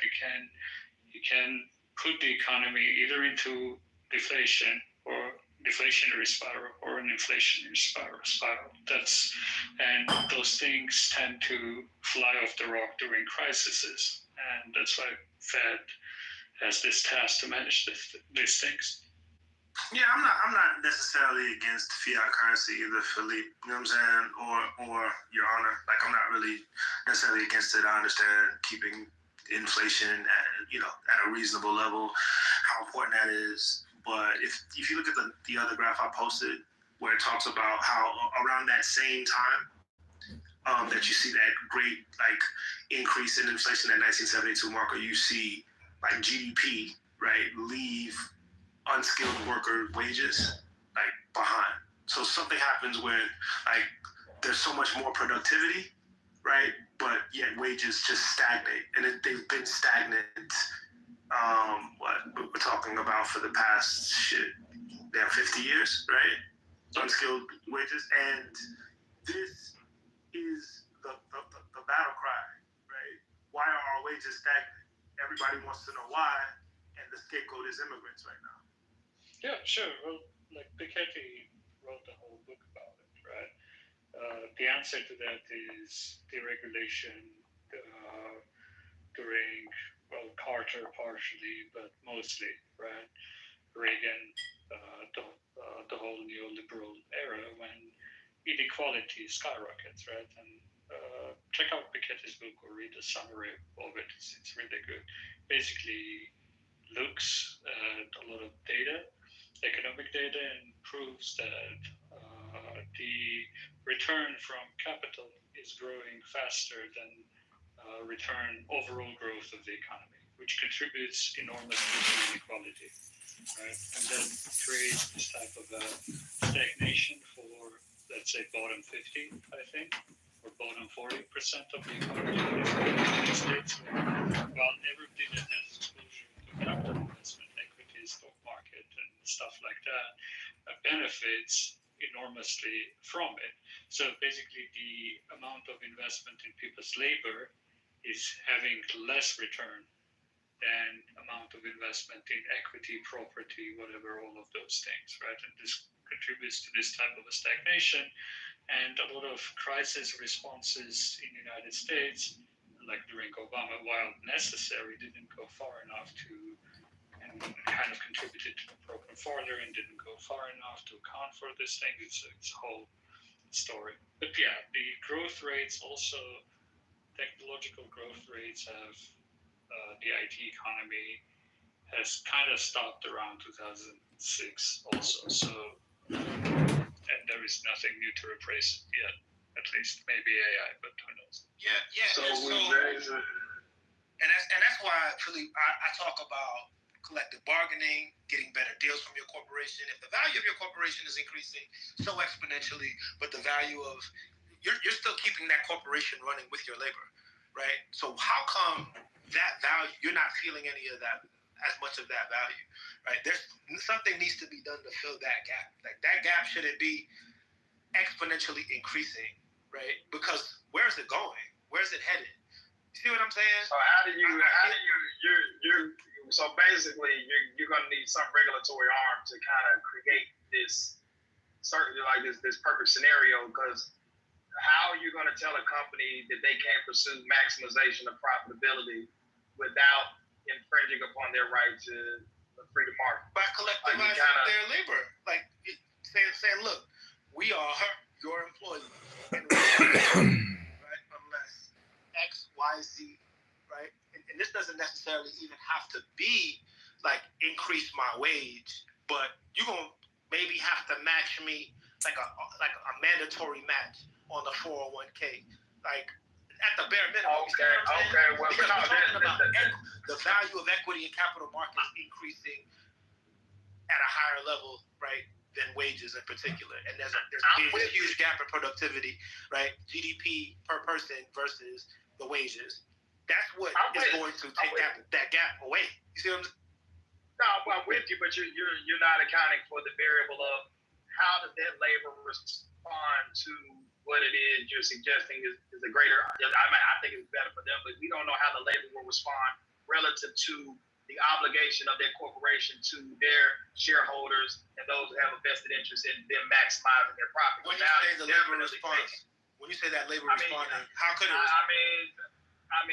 For example, I take my little small anecdote. I was spoiling my team. I'm thinking I'm paying them high wages, and it just got to the point where they like, man, fuck this shit. I'm not giving you the productivity relative to my investment, just because they might just feel like they just come to the realization like I'm being exploited for my labor. I felt like it was almost like they wanted to, be me and not have to show up every day but still get the benefit. It's just a psychological disposition I dealt with. That's just my little small anecdote. I'm not suggesting that people wouldn't be very happy to go to work, but you have to look at the aspect of the reality of this situation is no matter what, if you have an investor class, there is a level of exploitation that is directly related to that labor that unless it's AI or fully automated, there is a level of exploitation that will be realized, and the psychological reaction is something that I dealt with firsthand. I'm assuming we can't not account for it if we even this thing out. Yeah, and the investor's gonna lose because some companies gonna say fuck that shit, and then that's gonna throw everything off. You see what I'm saying? Because they have the right to do that. Unless you unilaterally say, hey, every company in America, this is how you must perform. Now we become a communist economy or a socialist economy, and that's not gonna fly. You see what I'm saying? Or at least the narrative would be that that's where we're heading. So I'm with you. I want to see it happen, but I just don't know how it can be realized unless you got a Donald Trump that's going to make us go through these pain points, as Mickey said. Hopefully it'll get done, I guess, his first term to where you can realize, okay, let's stay down and get down, but shit, I don't see that happening, bro. You know what I'm saying?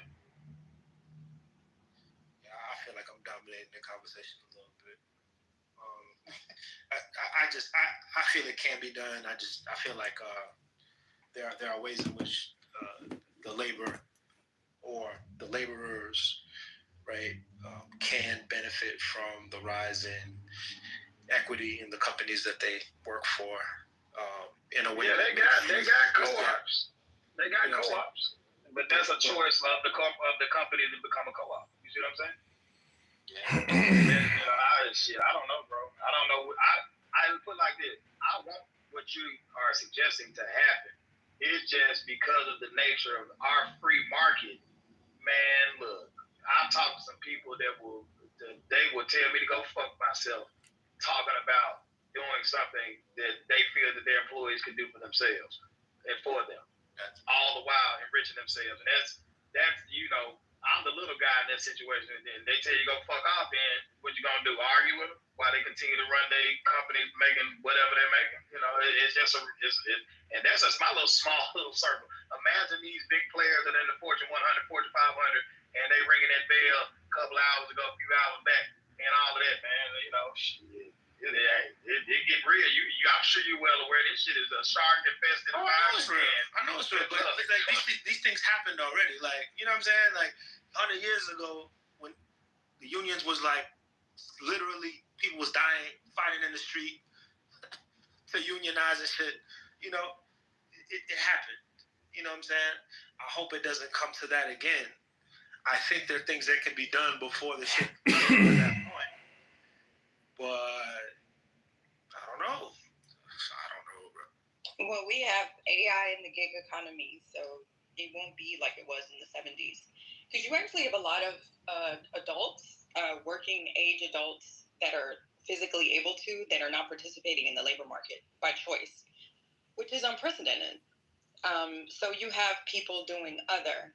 And I think that that's what's going to kind of smooth it out a little bit. So you think they're going to make so much money that it's going to balance out the gap? It is cold. It is cold outside. Make sure you put your hat on. Yeah, that hog out there. I don't know where you are, but it's hog down there. Shit. Well, I mean, think about it. The reason that TikTok was so revolutionary wasn't just another social media giant. It was the ability for people to make money with their cell phone, right? Videoing foolishness. Like when, look at that Mr. Beast person, or even Kai Cenat, right? I know that those are exceptions, but you have to start with the exception sometimes. They had a cell phone. That's it. A cell phone and a physical. Quality of the rooms has gone to shit, in my opinion. I've met some incredible people on this app. See? I've met some really incredible people.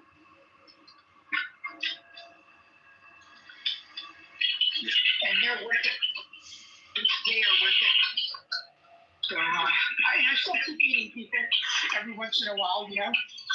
I try to avoid the rooms, you know, that are all toxic and you know, and this is why my rooms are not well attended, because my rooms are not toxic at this point. What normally? It seems people like toxic hatred rooms for some reason. Hey, how's it going? I love your stuff too.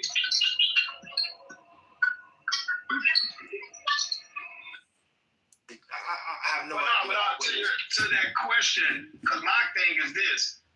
When I was in school, I'm assuming the economists who forecast 10, 15-year projections, they didn't talk about the gig economy. No one saw this shit coming. And the reality is, it's not what it is unless we can have a phone in our hands as customers, which it definitely is in our hands because of some extreme exploitative practices that I don't think we really want to get into. So it's still, in order for us, Kai and Mr. Beast to be who they are, requires to have an available market. And that available market is what's in our hand right now in this app. It comes from extreme exploitative practices. So you still are not escaping it, number one. And number two, are there any data, because I haven't seen it, that the economists, when I was in high school, going into college, there was no such thing as a gig economy on the horizon. No one foresaw it. No economist was talking about where we are right now with this literal impact to how we live our lives on a global scale. I haven't seen any forecasts that would suggest that they saw it. So to Mickey's point, there could be another revolution that the economists just don't see coming, and we just got to. I mean, the revolution is already here, and I'll make some points. Kim said 10% of content creators make $50K. Do you know how much $50K is? Even if people make $1,000 a month, you're literally a content creator. You didn't go to college. You didn't have any training. There's not an age limitation. There's not a demographic. You're a content. You post shit, and you get $1,000 a month sometimes. Your cost of goods are probably like shit. Exactly. That's what I'm saying. Here's the thing. You're an entrepreneur, so you get tax deductions for that shit. I literally just talked to a group of people that came to Fanbase from TikTok, and I'm like, are y'all taking advantage of the taxes? And imagine probably 85-90% of them are not, right? You're not doing that with that 99. So what I'm saying is that, Greg, I use TikTok. You have to keep up with how I speak. I use TikTok as my first example, but sweetie, YouTube has been around for a long ass time. There were 10-year-olds making $50,000 a month reviewing toys before y'all even thought about using TikTok to make money. YouTube is the old head stuff. And I got that wasn't the argument. And just to I'm not you had brought up Mr. Child. May I finish my stream of thought? God damn, that's what's wrong with some people. Entitled motherfuckers. Be quiet. Oh my God. Anywho, the fact that it's like people will be like, well, that's not that much money. It's money. And that is my point. You couldn't do that 20 years ago. You are a disruptor. You're literally a disruptor. You shouldn't exist in this marketplace because it's not designed for that. So to me, the fact of the matter is, even if Trump is a crackhead, the fact that we just announced to the world that TikTok has value for small business owners, that's a pretty big fucking deal. However you feel about it. Yeah, it is. So to respond, the only reason I said what I said in the comments is because you brought up Mr. Beast and Kai Cenat as your reply or rebuttal to TikTok. And we told you in the chat, which you didn't listen to, that Kai Cenat is from Twitch. And Mr. Booth got his start on YouTube. Neither one used TikTok as a platform. Is it social media? Yes or no, Greg? I didn't say they came from TikTok. I said we have social media superstars that are multimillionaires that started with a cell phone. Did you not hear me say cell phone? Yeah, the platform doesn't matter relative to a point. Right. Who gives a shit about the platform? Who cares? They all stream on each other's platform. I'm not on Twitch, but I'm on Facebook, and guess what? I see Kai streaming. I know who he is, despite the fact that I have teenagers. I do too. Hell, all the damn TikToks I see are on Instagram. They're not on TikTok. They're on Instagram because people repost content. Like, come on, y'all. Y'all are showing y'all little millennialism. Is it the great equalizer, though? Is it the great thing that's gonna take people out of like wage slavery and shit? Like, is that? Hell no, man. Cause You know what I'm saying? But bro, I fell out the algorithm because Instagram, I knew I was on, and I was growing super fast TikTok, but by that time I'm like, this shit too good to be true, and the government, I like, fuck it, this is a setup, so I didn't fuck with TikTok. But I quit Instagram because I like, man, this shit pimping me. I got to post every day so I can have some subliminal marketing, some brand recognition. You mean I got another motherfucking job that I have to do? Fuck you. And I got out I quit a year. I did a year exactly. And I got back on and I had no motion. And I'm like, wow, okay, this shit really is, a part of our day to day, at least in my world, at least, So it's like, damn, man. I think we're not thinking of the next iteration. I think whatever's coming, we haven't really thought about it, or it might be out here. But I think the way we're looking at it now, the next iteration is what it's going to be. I don't know what the fuck that is. I don't know if it's virtual. I don't know what it is. But yeah, social media got a stranglehold on everything. Yeah, so Philippe, and that's my question, Philippe, about the macro versus how does this translate? Is this translatable to a macro level effect? I don't know. I'm just nowhere near that optimistic. Nope. But how do you, the gig economy? Not at all. It's in fact it's the opposite. Right, again, as you yourself said previously, right, like the bottom 50% have not seen outside of Biden administration, right? It just recovered from the global financial crisis, right? All of this is quite a big question, right, for like Darren Acemoglu and other economists, right, that write about it a lot, how all of this tech revolution has not really driven quite a lot of, translated in quite a lot of market level productivity. It just hasn't. It obviously contributed to people's lifestyle, right, connectivity and all of things that we find valuable, but it's just not very visible into macro data. Yeah. I mean, so where does it go then? Where is this going? Because what you're saying then is we're essentially going to continue to see this trend of great GDP numbers, stock markets going through the roof, and the grand majority of the population still stagnated when it comes to wages when you account for inflation. Yeah, I don't know, to be honest. One thing that both Democrats and Republicans agree is that the era of economic orthodoxy since the 70s is over, right? It is over for different parties in different ways, right? But both Biden stepped back from it. How much he stepped back from it is a matter of debate, right? And Trump did too. Right. So slow down a little bit. I'm sorry. Yeah. Conservative economic. Say that again. Conservative. Orthodox free market, right? Like free market, globalization, no borders for capital, more or less like favorable controls. All of those things, right? Globalism, basically, what the right calls globalism, right? Both parties have turned on that, right? Where is this going? It's a good question, right? for Biden, it is a matter of interpretation, how much he is stepped back from it, right?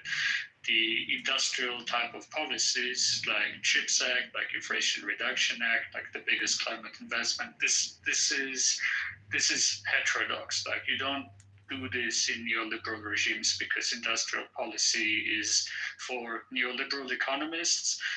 Industrial policy is not something that you should do. Tariffs is not something that you should do, right? So Biden is doing industrial policy. Again, to what extent is a matter of debate. And Trump is doing tariffs. Both of those things are incompatible with the economic orthodoxy since the 70s, right? So we're moving in some different direction, away from globalization towards some type of the word friendshoring was a year ago was a popular term, or Jake Sullivan used the term small yard, high fence type of economics, right? But we're moving in some different direction, and it all depends how much Trump is serious about his tariffs, because if we may end up in trade wars with everyone. Oh, that sounds fun. Shit. Oh. Mel, Yes. did you see what the WhiteHouse.gov did for the translation for Spanish for people? Well, Trump has took that page down, and it says you can no longer access the page. And mind you, this is the .gov page that helps a lot of people who are Spanish speakers be able to read what's kind of going on. And it says website unavailable. Go home. Like to actually. Oh, are you serious? Yes, it literally says go. Please post the link, brother. Holy shit. It's almost like when my children decide to hide their toys from each other. Yeah, I'm a parent, Petty. but I don't give a shit. Gig workers were able to get PPP loans, which means that the federal government sees the utility in someone being an Uber driver, right? And my point was, you did have cab drivers, but not as easily as you could be an Uber driver. Does anybody remember in New York City, how it was so unique because there were a lot of cab drivers, like it was almost a family thing. You would inherit your cab, and then some people would take loans to purchase. Yeah, and Remember the that guy day? had equity on it. You could trade it. I got five on it. Collateralize it. It was a highly valued asset, and then Uber came in and internet free, which is also why shit whenever communication, they had what issues about with shit? that, and they tried to, which whatever side of the fence you're on, that's fine. I'm just using it as an example, right? Because I know people that got PPP loans that drove for Uber because I'm the one that told them that they could do it because they didn't even realize that they could. So yeah, I know people that made $1,200 a month driving part-time 2 or 3 days a week to supplement their income, or in some cases, some people that is their only income because they don't want a traditional job. And they got $30,000 and $40,000 PPP loans that were also forgiven that they didn't even have to pay back because it has utility. Nigga, that's called fraud. You just admitted to orchestrating criminal conspiracy to conduct fraud. When does everybody make the same amount of money in any industry? Bitch, you committed fraud. It's just a silly argument in my case, right? Like, that's a standard. I just thought about this. What does this do? Somebody's gonna make $1 million. I forgot that we're on Clubhouse where everyone does make $1 million. Look at that link in the chat. No, really, just everybody make $1 million shit, right? Every guy, Well, that's I ain't met the motherfucker yet. That's the dream. That's the fantasy. And Philly, what does this do? But Daniel, you the type of nigga that we talking about. Go ahead. Jack, I said computer. You see what I'm saying? Shots fired. Fucking never listen. You listen so goddamn hard. That's why your ass never gets the whole conversation. Bring your goofy ass up here and have the fucking combo, but do it your goddamn McDonald's job with your fucking earplugs in. Get the fuck up here. You fake ass gangster goof bitch. Shut up. Get on my fucking nerves. I love Pussy ass nigga. because Your daddy, bitch. Your fucking daddy. Your daddy. Your daddy, nigga. so everywhere. other shit to get into. These niggas always want to campaign. Fuck you, nigga. Oh, Jack. Can I add something about the PPP loans? Amazing. So with the PPP loans, it kind of it's disappointing that when people talk about like those that like got over on the PPP loans, because that wasn't the intent. So when people reference it like that, to me, they're talking about those that didn't follow the rules and protocols that it was established for. It was established for businesses to sustain. And based on what you had to apply and provide supporting documentation for, they decided that based on what you asked, if you were granted a PPP loan, you only had to pay back, I believe it's like 60. They would forgive 60% of it. If you followed it all the way through, then you didn't have to give back. If you did not meet the conditions, you had to pay like 60% back. But if you did meet the conditions, you didn't have to pay it back. But it wasn't like a grant or anything like that.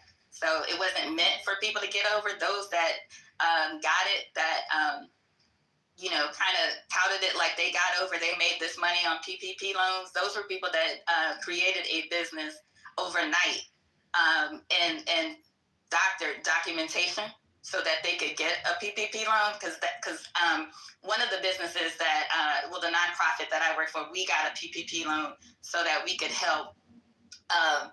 Because the business suffered, and we needed the additional support in the interim until COVID was lifted to cover our expenses. And it was just overhead expenses that it covered. So I just wanted to make that distinction. And the reason that the gig economy was recognized by the financial institutions was not solely because they saw it as a utility, but prior to them making a concerted effort to require reporting by like the payment gateways that are used to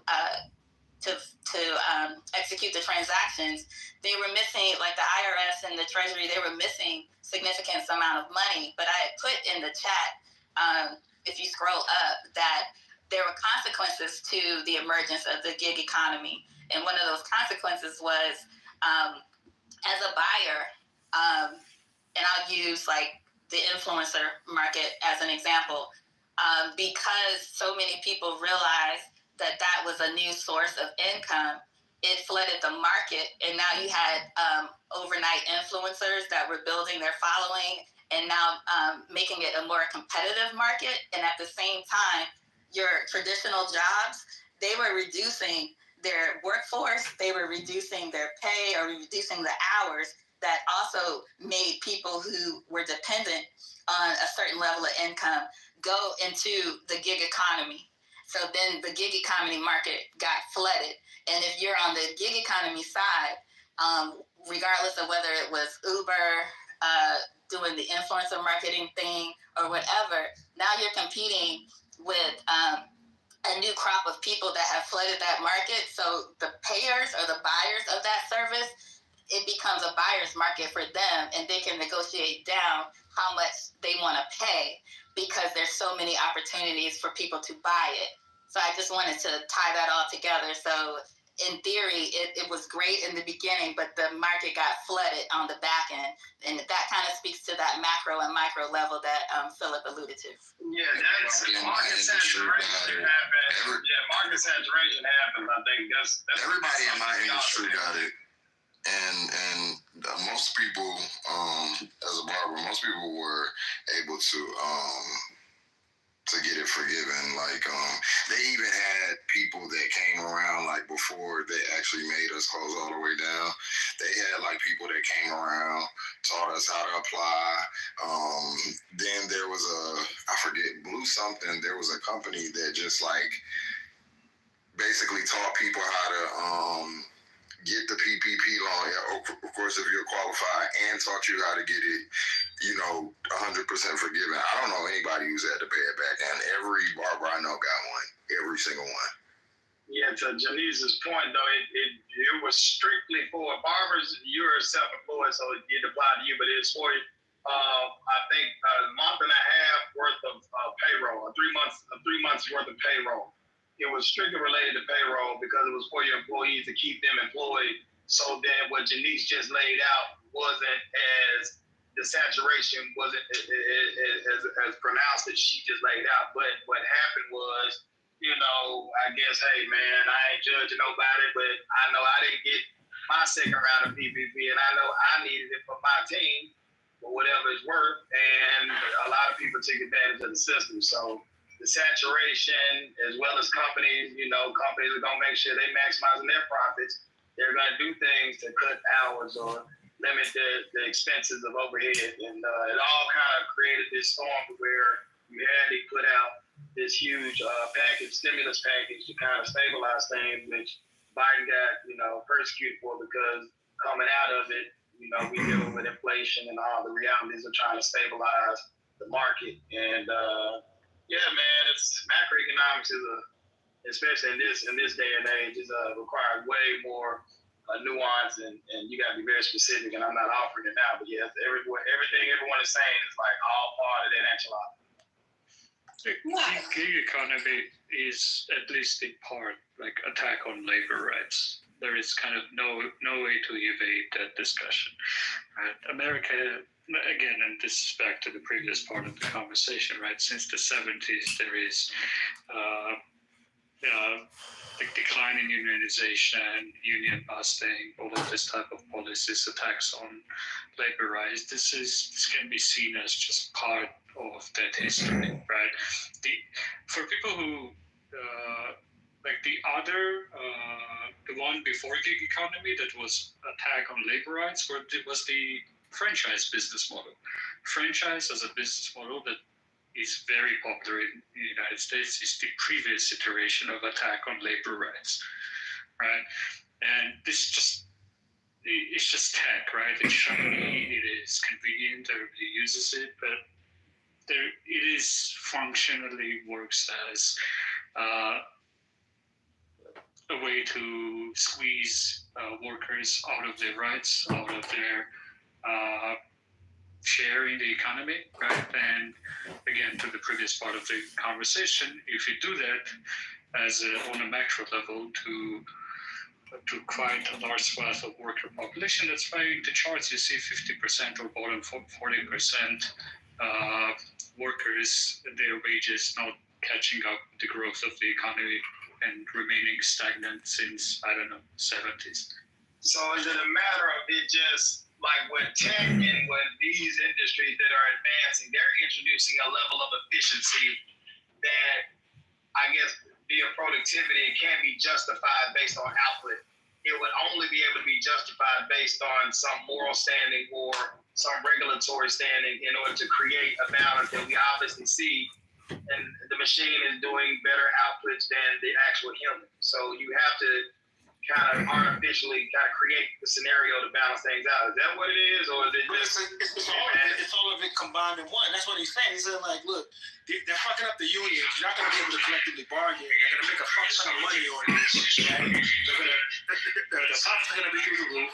The equity in their company is going to go through the roof, and you're not going to get any piece of that, right? So, in order to kind of roll that shit back, you're going to have to find a way to get that money back, to get that gap back. You're going to say, look, man, I'm a part of this organization, I'm a part of your labor structure. I need some ownership in this shit. So are you talking to the shareholders at this point? Are you talking to the board? Because it seems like you got to talk to the shareholders, which very well could be those same employees, because 401ks, depending upon how the portfolio is structured, you very well might be talking to yourself. Yeah. Republicans. So how do we? It's called ESG. It's called ESG and it's called stakeholder capitalism. Republicans outlawed that. So you can't do that. It's not just a 401k, Daniel. That's the thing. There's a retirement. No, just one example. I'm just saying one example. I'm just giving it. Yeah, I agree. Right. There's a 401a, there's a 403b. But my point is that the ability for people to choose other, right, versus going a traditional 9 to 5, versus having a traditional family with a man, a wife and 2.5 kids and a dog, I think is a privilege. But there would be some that would have you go back to that model to where, yes, a corporation can make all of the decisions. Because as we said earlier, this is a free market economy. And I happen to think that it benefits individuals when they have a choice. Now, some people are going to poo-poo their choices all the day long, which is why most Americans really don't give a shit about other people's opinions, right? That's why we have social media, for people to vent about things all the day long. And yes, some people profit from it, but, you know, shout out to American Pie. And this is I get cussed that often when I speak, my mind, but it's fine. Here's what I suggest, and I think there's an economist in the room. This is what I've come to. This is the conclusion I've drawn. Just calm down. Make the rich richer, and let's just redefine how I guess poverty would look. So poverty is the vacation twice a year, discretionary spending, you're not in a position where you're cash. Okay, you said that the other day. Who hit the button? Okay, why is you make the rich richer? What kind of shit? No, see, I knew it was gonna be a no before you started, my nigga. Hell no, bro. We've been listening to economists. MJ gave graphs. Nikki done laid it out. Janice laid it out. Ain't no goddamn obvious answer to this shit. So fuck what you talking about. Let's make the rich like here's an idea. Hold on. It's another side to that. And it's that because there's another side to income inequality, y'all. It's fucked up. And make poverty prettier. Boy. Hey, no. Let's take the term and redefine it completely. Like I said, here's what poverty would look like. You get to it. I think Mickey was just speaking on a home. You take a vacation. You can't go to the Swiss Alps, or you can't go fly private, but you can get on a plane and go to the beach once or twice a year. Because then to MJ's point, the equity is more balanced there. Right now, the shit ain't happening. It's kill or be killed and get that bag. That is the society we live in.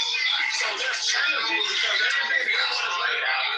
It's not going to happen organically, man. This is an organic thing. So blaming rich people and rich people quit looking at people that have less than you as if they're the problem. And let's just go ahead and run it up for everybody. No. That's not me. Okay. Fuck it. Because that just does not make the wrong. Everybody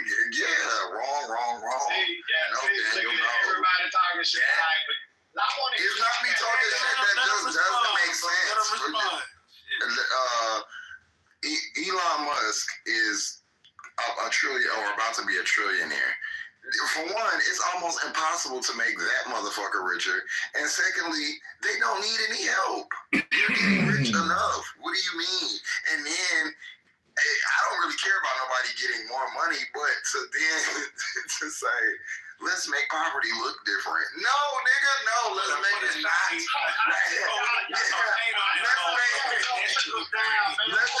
Let's make it not a thing. Let's make it more rare.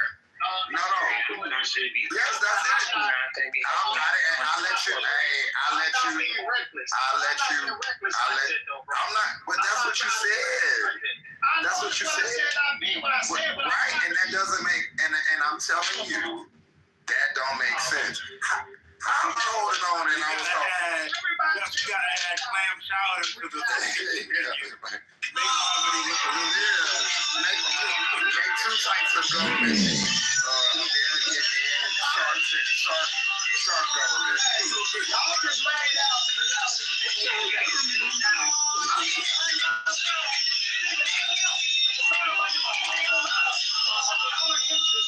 Your idea is the idea. Your idea is the idea that the right wing. Bro, your idea is already being implemented. That's what I'm saying. Yes, it is. Yes, it is. We're literally calm down. What you just said is already happening. The rich getting richer, and we paint and make poverty look pretty. That's literally what's going on now. I said redefine it, brother. With actual lifestyle changes that require money. Listen, redefine it. You can't just You can't just paint a vacation. You sound so out of touch. It's not about a vacation, bro. It's not about a vacation. You think and that's the problem. Hold on, Mickey, did you just lay out $2 a house and some people look at that as being? But a vacation is not necessarily included in that. I mean, damn, that's just one example. You know what I'm saying? Damn, calm down, brother. Calm down. Let's have a civilized conversation. I leave that for Clubhouse to do with the judging and shit. I don't do that. I just lay out the framework. I just don't. Daniel, what you're saying. I'm like nobody's goddamn lifestyle. I leave that for the Clubhouse. What Daniel is saying is already being implemented. The current way that we do politics, that we do the economy, is already like that. The rich get richer, and the poor try to redefine it. That's literally. Hold on, nigga, down. Let him finish. So the right like at this moment in any major city, you can go and view this. You can go and see how the rich are getting richer, and it's called gentrification, which is going on in every city. And you see poor people trying to survive, living above their means, living in apartments and houses that they cannot afford, but they have to because they have to have a place to live. So what I'm saying is, the reason why what you're saying is ridiculous is because it's already going on right now, and it's not helping. And the rich are just getting richer. That's why we have all the issues that we did. So basically, you just reimagine. You didn't even reimagine it. You just said what's currently going on and said, "How about?" in front of it. That's not true. You saying I can have my government Montego cheese? Y'all are joking and shit, and I'm being sincere. No. I wasn't joking. I was hoping you were joking. The conversation. Come on, man. Well, I wanted to put this source in the chat really quick because it kind of outlined the policies that Trump put in 2017 and how it really did, how it would benefit more people who are in the 1%. You can go to the first paragraph if you need to. This guy knows sometimes we need paragraph by paragraph in these conversations. It says households with incomes normally from the top 1% will receive an average tax cut of $60,000 in 2025 compared to the average tax cut of less than $500 for a normal household within the bottom of the frame. So these tax cuts itself, how do that benefit people who are already? Yeah, tax cuts fuck the little guy. I'll admit that. So make the rich richer. No, here's what I'm saying. Y'all gotta act like I'm not trying to say some crazy shit. Literally give me a little bit of chance to prove my point. Number one, I know right now the rich are getting richer. That's obvious. But beyond that, if you just say, okay, if we were to actually implement this, what would this mean? Okay, I am on the other end of the equation, all right? So now, if I know that, to Justice's point, you're in a position where cost of living is too high, now I can go back to MJ's point and I can go in and practice collectivism for the purposes of taking advantage of investment opportunities or other wealth building strategies that benefit from a collective front. Okay? But because I am actively engaging with making the rich richer, I would hope that now the ecosystem is so enriched, plus the only other tool to offset that is a collective front. Now we go at it instead of being not knowing my neighbor, not being looking at creating some co-op within my living quarters or my living environment to where I can split expenses, or I can say, hey y'all, let's do like they did for GameStop. Basically, let's go in and let's create an investment club and let's practice. That's not a good idea. But I'm not going to be one of those people that if certain people made money, then I'm going to poo-poo the entire thing. I just speak to the people that it may impact and not beneficially. Just like with the Trump meme coin. Meme coins are icky, but some people benefited from them. I don't want to go into my old age just criticizing everyone and everything. That's kind of. That's cool. I'm cool with it because I'm cool with this is an idea. Fuck it. Don't work. I just saying no, but I'm saying if I get a group of if I take a group of people whose behavior, now let's be real about all the economies that exist in America.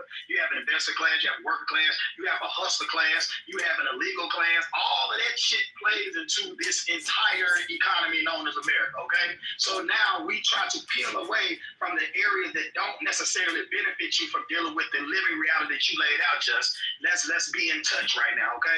So the only thing that I can do is take a page out of MJ's book, collectively. What is a hustler class? Literally, I go to the barber shop and buy almost 4 or 5 years. I have never heard someone say Both of you. But I have a question.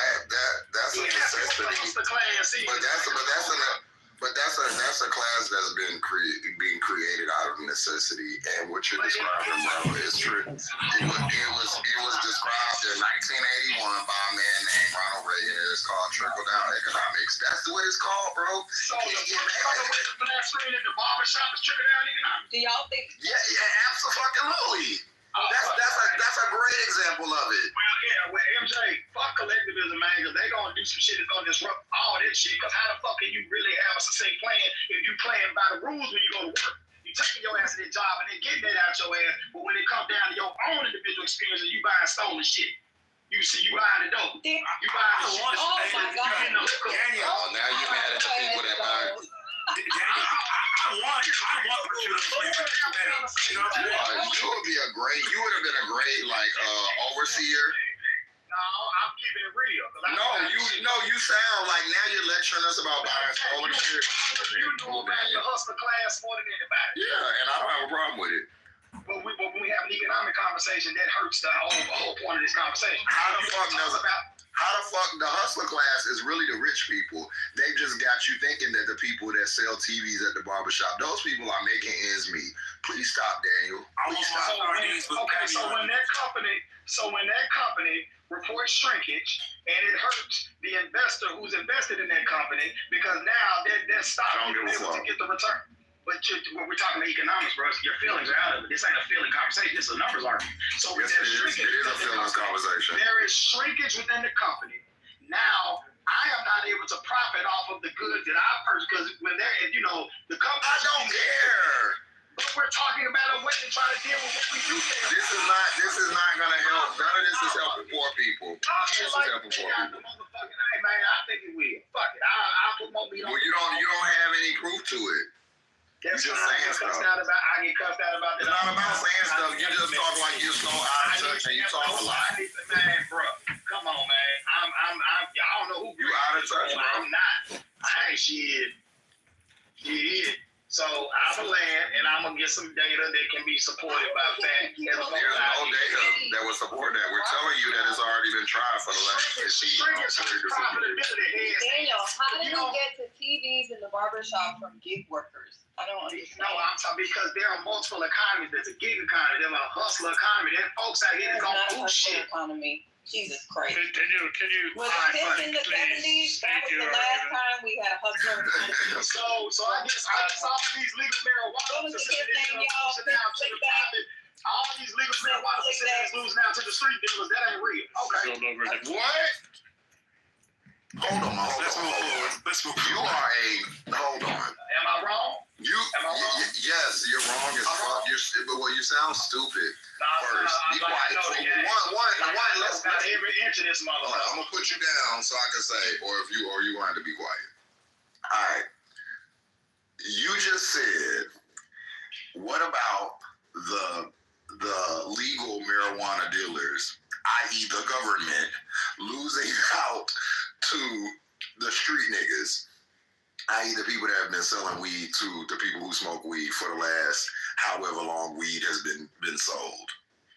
These are the people who have cultivated the product, who know the product, who have risked life and limb to get the product to us for whatever means. But these are the growers. These are the people who have had to make their crops grow in bushes, who have had to learn how to cultivate the crop in many different ways because it was illegal. And now the government makes it legal, and they come in, and you think they're entitled to the profit. You think that the people who have done this work, risked their life, probably many who have records for it, are entitled to the profit over what's legal with air quotes.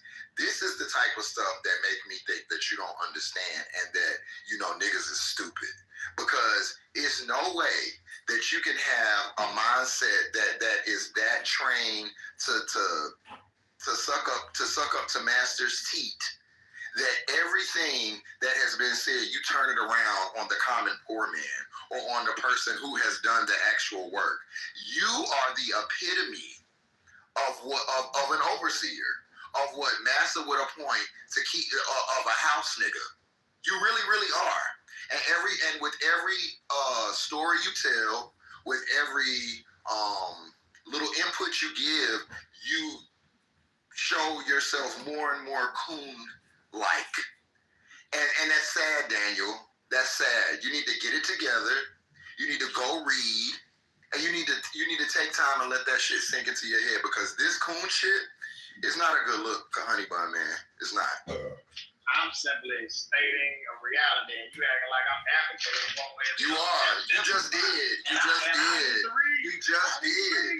did advocate for it, Daniel. And you've been doing that since you've been coming in here. You said the legal people are. First off, that's not even true. Those people are the legal marijuana is making money hand over fucking fist. You need to talk. No, I don't need to. Because I already did. Go look at Michigan. They can fund their whole education with the money they made in the past 5 years off marijuana. Shut the fuck up, bro. Why is the black Be quiet. Be quiet. What do you mean? Because people want weed. Because for one, it's not legal in every state, Daniel. God, you're dumb. God, you are dumb. And also, there's a legal high tax that like marijuana is taxed at. Shut the fuck up, fat ass nigga. Marijuana is taxed at almost 35%. Go and look at Illinois. You have no facts.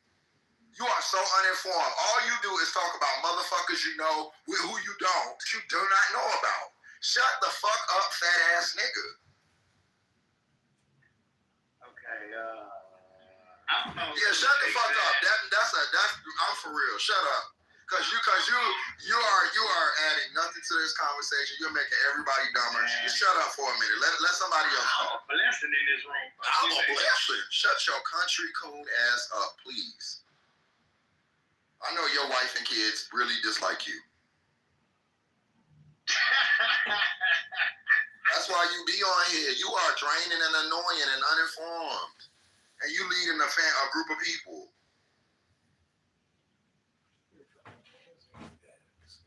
They taking money. Why is the street market still thriving? Are you stupid? Do you understand business? Have you ever heard of prohibition? You a goofy ass nigga. And y'all niggas need to shut the fuck up a lot. Y'all need to just come in and listen. Stop trying to add stuff. Talking about, we make sense to money. You don't know shit. That's why it makes sense to you. Because you a goofy ass nigga. You would know that we tried trickle down economics when fucking Reagan got in here and been on that sense. And you sitting here recreating a whole narrative that's already been tried as if and presenting it to us as if it's new. Shut your ass up. I want some vermicelli instead of ramen. I think that would make my property look a lot cuter.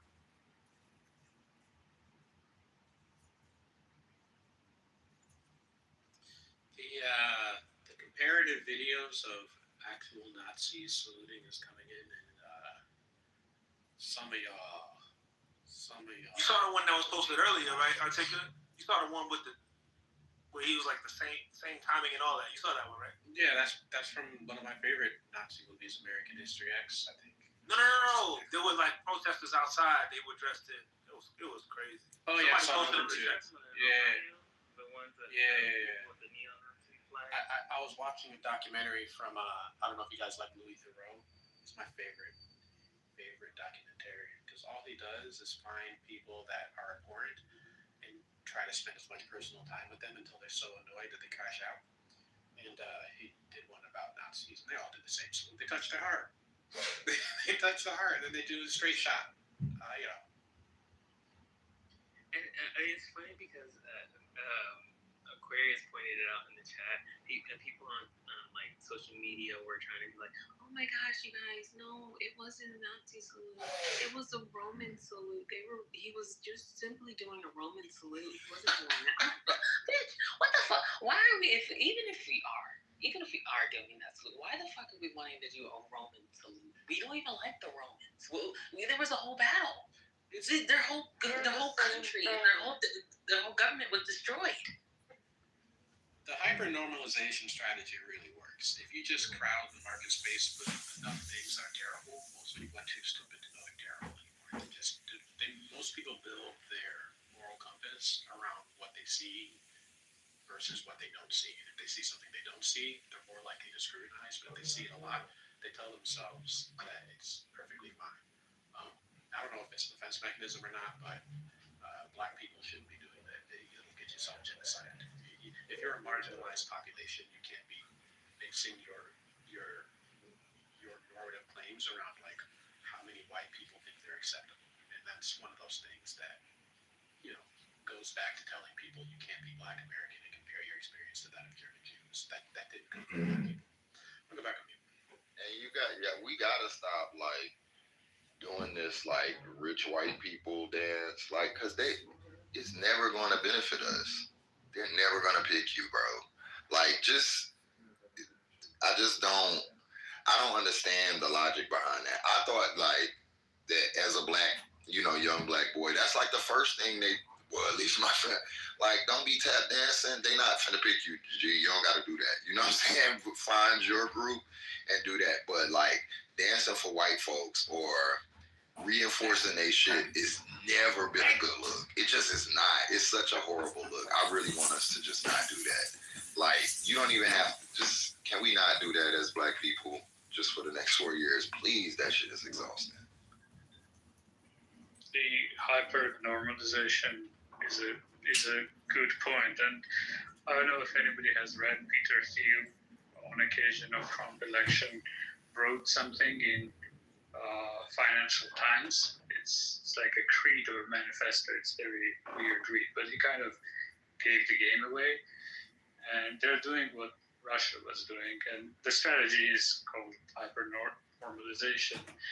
It's basically flooding the zone with everything, like the Nazi salute, like I don't know how many executive orders, so that people waste their time talking about everything and nothing, and while they do whatever they want to do, right? Like, this is what Russia has been, like, they probably pioneered that strategy with Vladislav Sokov. I think even the name hyper-normalization is credited to him. I may be wrong on that, but maybe I'm misremembering. But Vladislav Sokov was like a theater director, and he invested in all political parties in Russia, pro-government, anti-government, gave them media platforms so that they debate, they talk, they flood the zone both with like actions, flash mobs. It was a time when people were doing flash mobs. Everybody was doing everything, and like there was no meaning basically. The sense-making capacity of people was like basically disabled by that, and people tuned out of politics because it was like a distributed denial attack on understanding what is going on. I hate that I'm right about this, but within the year, 2 years, how many people you'll hear MAGA voters say, what's wrong with a Führer?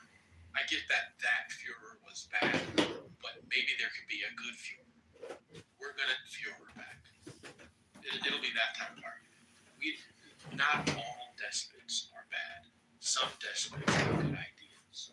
And then suddenly, it'll just be super normal to talk about good things every day where he messed up. We're there. Obvious, of course we are, but you'll see it on, it'll be more mainstream than you want to. We're here. The times look like what they are. It is going to be ugly for people that are desperate to fit in, because you're going to have to debase yourself to do so. Yeah, I think you made a really good point, Philip, about flooding the zone and overwhelming people's capacity. And what it ends up doing is distractions. The reason why I think it is so ridiculous to spend this much time on Musk and the gesture is because there's not going to be a definitive, like, we're not all going to come to a definitive understanding. Y'all are going to be fighting back and forth about what it was or wasn't, even though I do believe that Elon Musk is a Nazi. But all of that time could be better spent doing other things. And it's easier to contend with gestures and symbols than with policy and with court cases. And those are the things that are really impacting people's lives in the near term, in the immediate term. And I just think it's unfortunate that I think we're going to go down this path of reacting, having our dopamine receptors fried by all of these little stupid things for the next 4 years. But if the winning side gets most of its accomplishments done, the dopamine fixes that they provide to their electorate with very little substance victories, why would the solution on the opposition side be any different?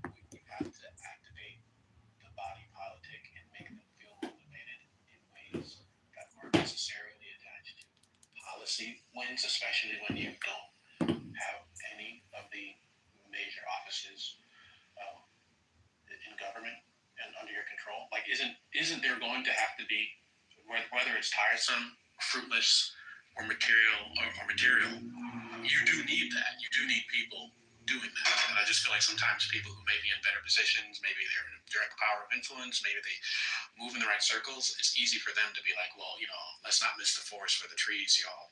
But I think on how Americans are being treated by other Americans, the forest is the empty rhetoric. The empty rhetoric is the thing that's shaping policy. And if you don't win that agenda, how do you get to the deeper issues if it's just easily dismissed by how most people view the world in the first place? Like, there's black people in here who don't want to say it's a Nazi salute.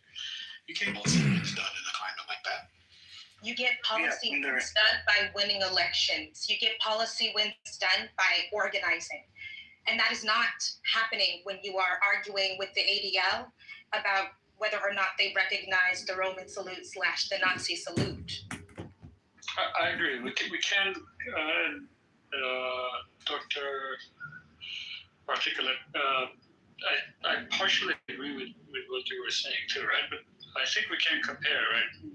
Trump passed the Muslim ban right now, and this is his second election. The response to his first election was quite forceful, right? There were marches when he did the Muslim ban, also almost immediately, if my memory serves well, right? There was lawyers were organizing, they were at the airport, there were women marches, there was mobilization, and it seemed this time around the response is on the level of, as Kimberly said, on the level of symbolic more than it is on the level of organization, lawyers, like direct action, like community organizing, all of those things, right? And yes, to the chat, those things can be true at once, but it seems that American politics is in a place of kind of a defeat, right? Like on the first Trump election, yes, the election obviously was lost, but there wasn't this feeling of malaise, defeat that is happening now, at least to me. Maybe I'm wrong. Maybe all of those things is slowly going to start happening again, right? I hope, at least. Yeah, and I think that, with regard to CJ's thing about you can do two at once, it appears that you can't, though. I think that what we're dealing with the electorate is people are tired, right? But they're tired because they're stressed out all the time. Your dopamine is depleted, right? And like if you are wasting your dopamine on arguing about the Nazi salute, you don't have anything left to do real stuff. I don't know about that. So you're an average American. Go ahead. I'm sorry, CJ, you beat me to it.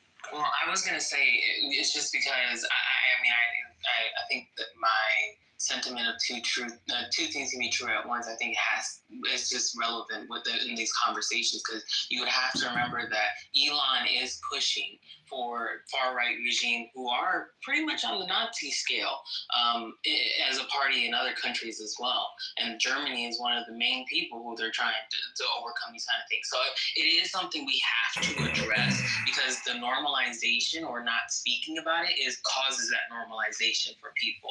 That was one thing we saw from Germany. It was clear as day. They didn't want any type of normalization of that thing ever. And so they made sure to address those things and address it if it ever comes up again. And I think if we don't address these things, especially bigoted, racist people, I think we cause a sense of normality, especially in our country, which we already have those kind of things already be normalized, I should say. However, we have openly normalized it now. And now we're having ICE come collect people. Now it's not just going to stop at just, ICE may just have to do an appointment and go through this form of process. There are people now hiding in police vehicles. There's ICE members who are just having regular everyday vehicles going around collecting people. That is not the way we do things. And I think us not addressing those issues is what is going to cause this in the future. Yeah, so I think that pushing back against the ICE doing the raids, things that are actually harming people, like pushing back against people's material conditions deteriorating and threats to people's body, right? Like violence, that is a different thing from going back and forth on platforms owned by billionaires. Like those are different things and the outcomes are different. I just think that we have to recognize that time and energy, attention are finite. These are not endless resources. And I think that progressives over the last decade have done a horrible job of managing our very finite, precious resources. I think this argument is true in a society that is better educated and more interested in material gain. But I think if you look at the American population, it turns out they're really disinterested in the details of policy, and more are motivated by just wanting to be a part of a team based on how that team markets itself. And whether or not that's superficial or shallow or effective on a policy level, I believe it's effective on a political level. And I think far too many Democrats, especially our most knowledgeable ones, dismiss the importance of marketing your content in a way that's consumable for the average American who is not in any way reading policy agendas. They're not. They really aren't. I am actually not talking about reading policy agendas. I'm talking about doing things that people can feel. So no, people are not interested in the ins and outs of policy, but they are interested in whether or not their governments and public policy makes their lives better. And what I just got done reading a bunch of political science research, and what it shows is that people's trust in institutions, people's trust in their lawmakers is commensurate with whether or not they feel like their lawmakers are effective. And if we are not being effective in changing people's lives, improving their lives, then people are going to be disinterested and only care about the symbols and the signs and the marketing. Oh, so you're talking to like actual elected officials and how they should behave, not American citizens, and how they should feel about the culture in which they are living. Because I agree that if you are a duly elected official, it is lazy and cheap for you to spend most of your media time talking about the hand gesture. Acknowledge it. It was obviously a Nazi gesture. And get back to what you're doing as an elected official. But in terms of like, I don't know how many people in this room are elected officials. I think she's saying stop focusing on the petty stuff and do the real We're stuff. not elected officials, but we are among I don't think Kimberly's ever speaking for Concrete. So Concrete, I don't think Kimberly ever needs your help in talking about anything. We are not elected officials, but we are among the rare part of the American electorate who do spend a good deal of time dealing with policy questions and reading the news. I think that it is the responsibility of the most educated part of the electorate not to waste their time on dumb shit, especially if it's not going to lead to positive public policy outcomes or political outcomes. And by politics is not just electoral politics, there's also more local, hyper-local organizing and power building. I think it's a both and. I don't offer my position as contention with yours. I just don't know why. I don't think there's a lack of bandwidth to do both things. I really don't, especially on a I really don't. I think Democrats consistently miss an opportunity to package themselves in a way that's consumable. And I think we have to continue to talk about that or they're going to keep losing. Keep talking instead of keep doing. We can do both things. It's not petty. It's not stupid. We can do both things, call it out, and focus our energy on the policy with this. You guys keep saying that, but there is no evidence that we can do both things. We can't just stay silent if it happens, because it's going to happen in another way towards another people. We're supposed to shut up about that? So when he does it and you call it out and he says, well, that's not what I was doing, bro. And you said, well, yes, you were. Yes, you were. We know you were. Okay, how long are you going to take on that protest? How long are you going to protest that he was doing it? Okay, I am not aligned with that person. I am absolutely not. Oh, he thinks you are. Concrete's been agreeing with you. Concrete's been agreeing with you. I am saying, I'm also not aligned with, but I'm also not aligned with you because you're understanding.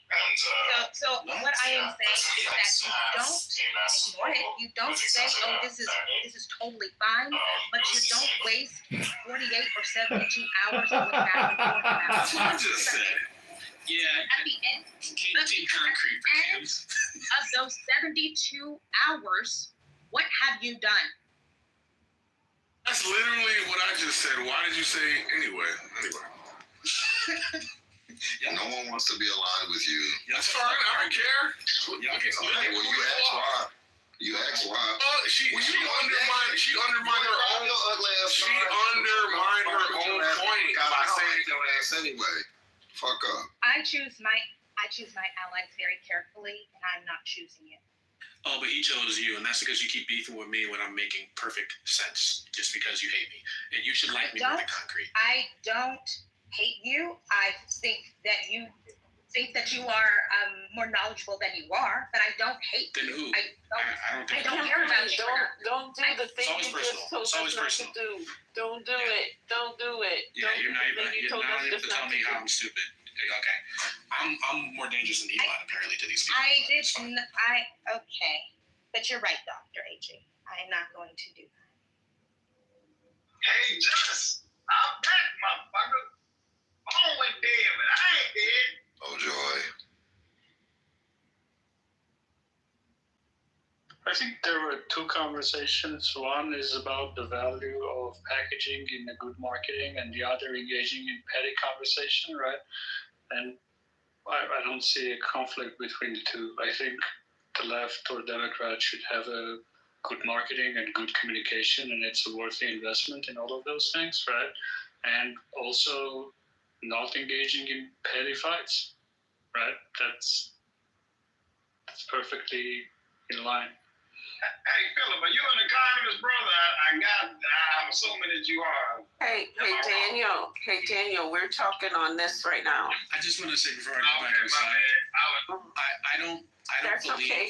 We just want to keep one conversation kind of going. When I spoke about to Kimberly's point, I think it's less about, and then you can correct me if I'm wrong. I think it's less about acknowledging or identifying something that's a foul than it is about how you mobilize against it, right? So the back and forth, the spending time proving that what you're saying about the person is correct, that's the thing that's a waste of time. You can say it and then keep moving forward to where you want to go. So you don't get mired down or you don't get bogged down in the rightness of it. I'm right, they're wrong. I'm going to prove to everybody that what I'm saying is right, because that's where the energy falls into an abyss.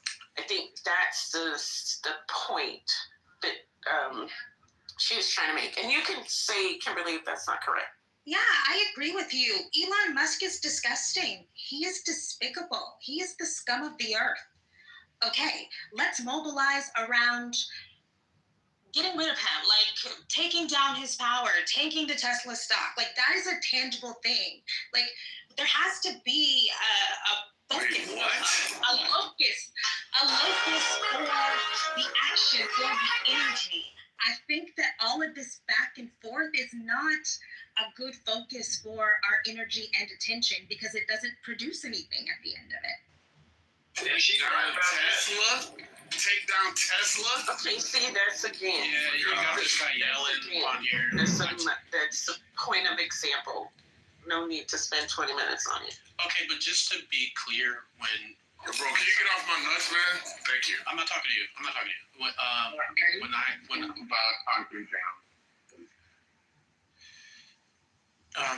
when I was talking about hypernormalization as well as the other fella, I think it was Philip. One of the reasons it's so effective is because it instills this type of defense mechanism that I'm thinking is being offered on the stage, which is it creates the belief that you won't have time to address everything and therefore must pick and choose, which is what allows the offending group to feed more toxic elements into the zeitgeist. And so if you view someone offering a Sieg Heil during a presidential inauguration as too petty to be worth your time, you are in fact giving the response that the people who are entering Sieg Heil into the zeitgeist, what they would prefer. And I do think some of us, if we are rooted in, is actually because from what Philip offered, it's the exact opposite. They are fire hosing because they want you to be distracted by the I don't believe hypernormalization is actually to just distract. I think it is to appeal to the majority group and create an atmosphere in which they have a bunch of undefended positions that they can sit on and continue to espouse the rhetoric. And you need more people putting up the fight. You don't need more people picking and choosing what they should be offended on based on your larger strategy. If that's your individual approach, it probably is the correct one for you. But I don't think people on the resistance side should be telling everybody on the resistance side what they should care most about, because I really do think that it creates kind of a weak position. But that's me. I don't know. I mean, I have to agree with Kimberly. But that's not even what she said. Yeah, I'm with him. Hold on. Speaking. CJ was speaking. I started speaking before CJ. Please. CJ is like 12. Listen. You guys need to stop this story. Did you say he's 12? Yes. Compared to Why are y'all doing that? Yes, because he. But you're 112. That's not fair. Exactly. Compared to me, CJ is 12. Okay. CJ, my nigga, you're Don't. Yeah. bunch of That's old fine. folks. But I'm going to talk because I'm going to be tweeted. Unlike CJ, who you need to stop this story with Kimberly to say. Kimberly has never said that people should not care about what Elon Musk is doing. She never said that people should never discuss for even a nanosecond what Elon Musk did. What she said is that people should not waste their time engaging in superficial conversations about it, because when they do that, they are allowing the incidents to distract them from the more important project of getting shit done that's going to actually make a difference. It's really that simple. You insist on strawmanning her point because you have a point that you are committed to making for I don't know what. You think that getting on here and being pro-black, quote unquote, these are doing something like it isn't. She's talking about focusing on shit that's going to make a difference, because ultimately, when people feel dispossessed, they look for a scapegoat. It's very clear to people who have followed the results of the election that the conservative right was the successful right in scapegoating certain people. We should no longer fall for that. That is what Kimberly is saying. You guys who claim to be politically astute don't see it. You don't see it, and neither does CJ, which is why CJ is giving us a hacking phrase. Those two things can be true at the same time. What the fuck does that even mean for a conversation? It means nothing. It does means something, because at least you can be able to acknowledge that, again, Kimberly was right in the conversation. Kind of going back to your point, saying that, of course, you address whatever it is, but it's not the sole thing you talk about. You don't talk about it for days. You don't talk about it for months. You talk about it. You make policy, but you make plans of action to actually. It was yesterday. Issues. So, where the fuck did it start getting to the point where we start throwing shade at one another? Respectfully. These niggas do that shit every day because they just want to be the leaders, even though they aren't. It's just a talking app. I'm not trying to dismiss anybody. I didn't say Kimberly was wrong at the whole. I didn't say Kimberly is wrong that we need to focus on material policies, that we need to focus on actual substantive issues, that we need to focus on like how people are protected in their community. I just felt that she offered that in dismissal of people being rightfully enraged at a Sieg Heil that happened at the inauguration yesterday from the world's richest man who has the ears of the president who is enacting policy. And I think pretending that people are mad about that out of some petty, or in the words of Dr. A.G., focus on the minutia of things, I think that's just honestly a lot of the professional class who may be working too many hours a week. Y'all don't have time to be upset on social media. So don't discourage people. You're not mentioning me. I wouldn't discourage people. Don't address me. Go to work. Wait, can I also just add one thing, please? Just one thing, super quick. I'll be brief. And the point of the MAGA people who come in here, this is to your point, Kimberly, which I agree with you, by the way. So the point of the MAGA people that come in here, their whole point is to keep that conversation going. So we don't talk about the policy, we don't talk about the other things. So yes, we should be addressing it, calling it out, all that stuff. It's fucking terrible. And we have to keep our eye on the ball as well. But the MAGA people come in here and purposely keep throwing this in, or people like CEO defending it, and then we get caught in the argument back and forth. We know what it was, we saw it, it's disgusting, we have to call it out, and we have to keep it moving. Right. I am not saying don't be outraged. I'm outraged about many things, innumerable things. It is about the interminable, perpetual performance of the outrage. And people mistake the performance of the outrage, particularly on these social media platforms, for getting shit done.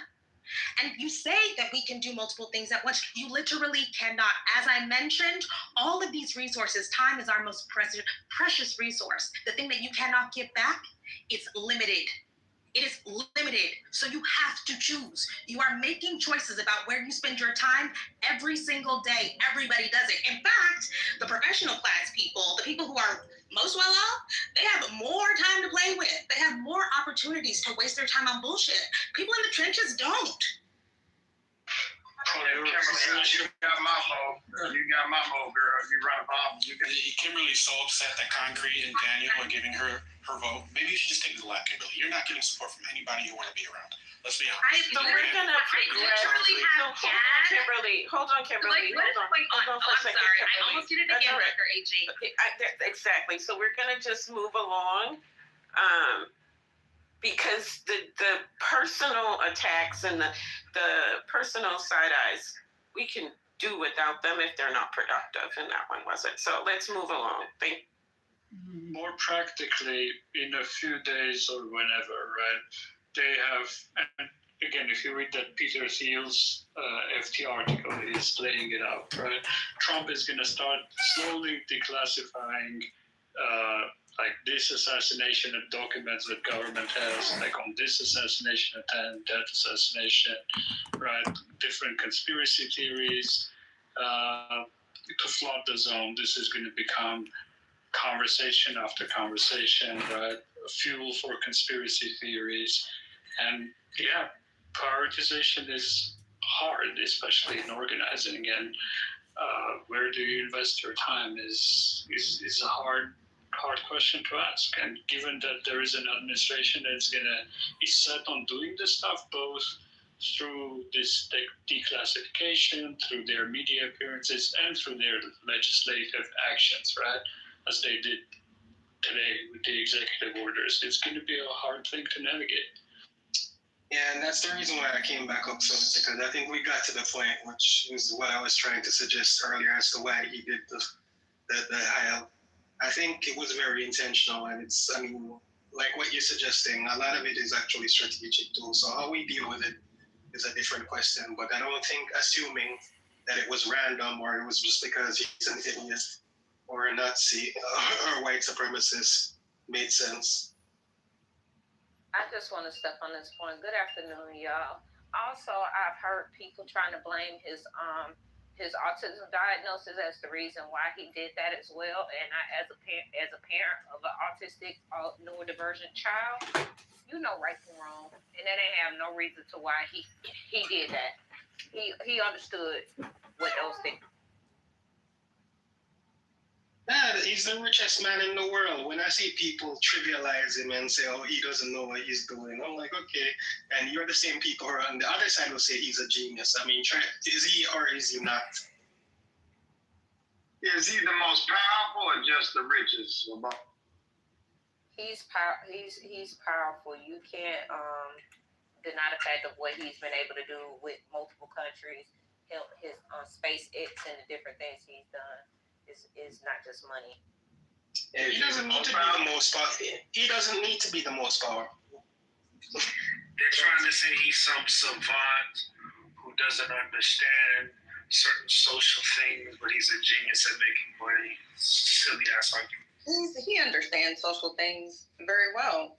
I mean, he's inserted himself to the most powerful man in the free world, the leader of the free world, the United States president.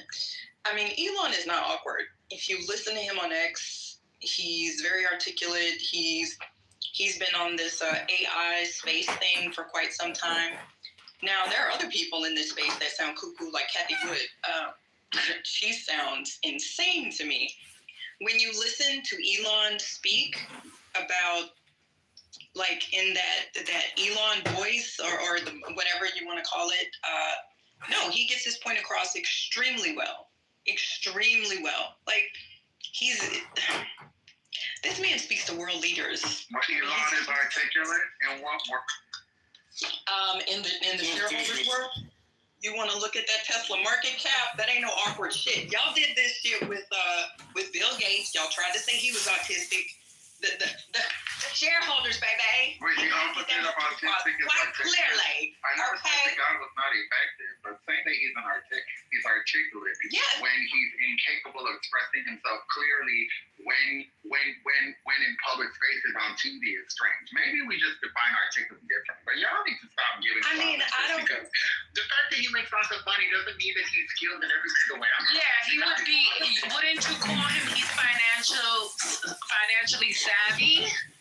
Yeah, maybe say that or something, but saying that he's articulate when he sounds like a dummy whenever he talks is bizarre to me. I'm not hating. I'm simply saying that the man does not speak well. That's not what. Yeah, I was surprised at how inarticulate he is. Actually, when I heard that interview that he did with Trump, I was like, geez.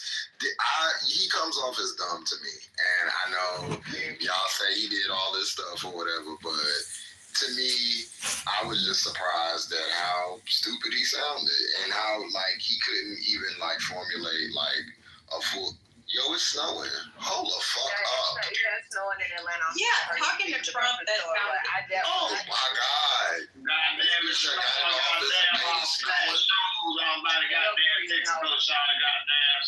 Please no. Like, Mickey, I am not saying that Elon is a dummy, okay? I'm not saying that. I'm simply saying he's not an articulate speaker. That's not one of his strong suits. The man might be brilliant, but when it comes to opening his mouth and conveying ideas in a persuasive, clear way, he can't do that. He's not good at it.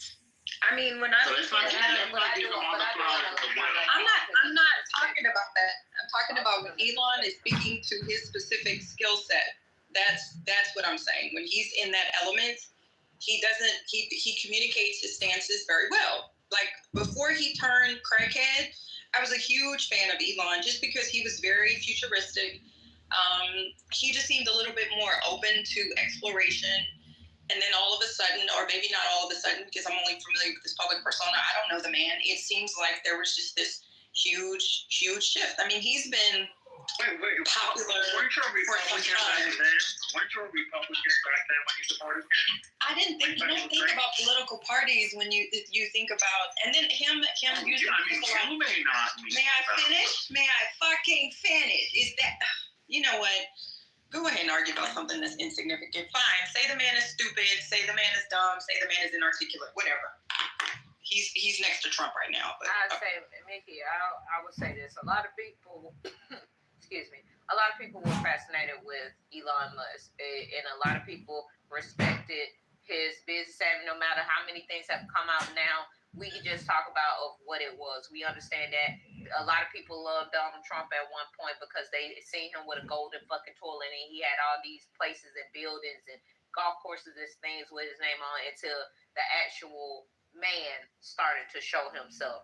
I mean, we can say that people had different opinions of people until the truth came out. So I don't mind her saying that regardless of political stance, we're looking at the person what we were fed, the person, the persona, the man that was presented, until the actual personality and the actual things that this man has done. His family life is shit and everything else like that, what has now been exposed.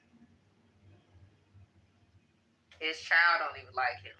So I don't think there's anything wrong with her saying that too, but I just think that that is what we should be discussing as like the American public, and like how our perception of like power or money maybe influences how we think, how intelligent a person is. And I think that's the situation with Elon Musk, because I just assumed that he was this brilliant man. But when you really dig in, I mean, I'm not going to say he's not dumb or whatever, but it's not what I thought it was. I'll just say that.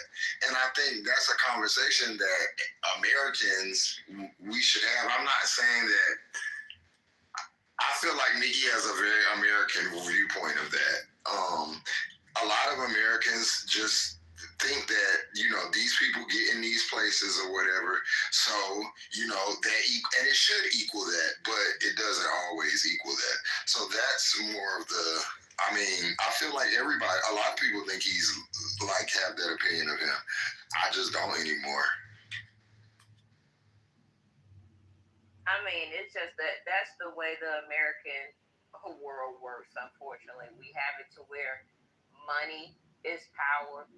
And because somebody is able to get to this certain portion of their life where they have millions, they're able to do all these things like that, we equate that with, oh, he got to be ultra intelligent. He has to do this and this.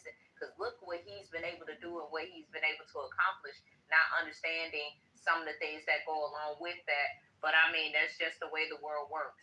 People feel like every millionaire, every billionaire, because there are some millionaires and billionaires that's been able to make money with their merit, who's been able to do these extraordinary things from humble beginnings and things like that and be able to make a living. Then there's the people who were born into it. I mean, with Tesla, what he's been able to do with that, SpaceX and things like that. Again, we can't call him dumb. He might be a manipulator. He might be a narcissist. He could be everything of this, that, and the fourth. But I don't think, regardless of the situation of what's going on right now, that's going to ever change the thing of is that when people see money, they see power, they see everything, and they're going to throw every type of adjective on top of somebody's name to describe them because they've made it somewhere that they didn't. No, and I see the people in the chat, and Jack, you're just incredibly stupid, and get off my dick, nigga. I already got bigger balls than you, but most people do, so I'm not counting that as a flex. Damn, that's unfortunate. 2010. Prior to 2010, he didn't have all this wealth. He was I'm not praising the man. I'm just saying in the past, he was some kind of tech outlier. He wasn't, he just did a complete change around. He wasn't seen as this brilliant strategist or anything. He just seemed like somebody that had some really, really unique ideas in the marketplace. And even when Tesla IPO, that's what I'm saying, no one thought that it would become what it has today. That's That's all I'm saying. Is he a crackhead forever now? Absolutely. The things that he said, the things that he's done, I think that the closer he got to power, like real power, is when he absolutely changed. SpaceX is going to make him a trillionaire. It's like the largest privately held company in history. When it IPOs, I would mortgage my house to participate in that IPO. Let me say that there. I'll just throw that out there. The only other company I would seriously consider doing that for was Apple, but I didn't. I regret it. No, I'm kind of sort of not really. But anywho, he's a crackhead, and I've compared him several times, and people have heard me say this to Lex Luthor. That's literally when I keep crackhead. I mean, but he's changed, but we can't say he's the wealthiest man in the world, and that wealth is increasing. He's positioned himself to benefit exponentially. So at this point, it is scary to me because it's not just money, it's not just power. He's like Lex Luthor. I have no clue what his plans are. Are we going to see Elon government robots all over the damn place? Are we going to see his little damn autonomous vehicles? Does he want to send migrants to space or something? Those are my concerns. It doesn't benefit me to call him stupid. Just to let you know, just as an announcement, eggs are still $4 and $6 here in Georgia. So I didn't know if it was supposed to drop down to 50 cents today.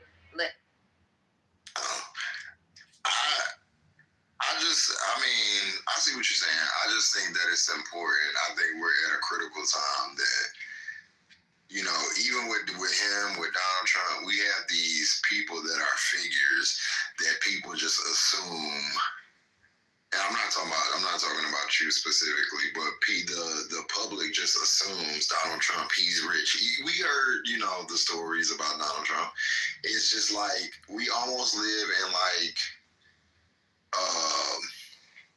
Gotham City. It's like we live in almost like a cartoon now, where these people are rich and powerful, and like us, little people just marvel at them. And I think we gotta stop and analyze where we are at and what are we actually doing, and analyze these people. Are they worthy of this? Is this, and that's just my critical standpoint. He may be the smartest motherfucker, but to me, he just comes across as not. That's just me.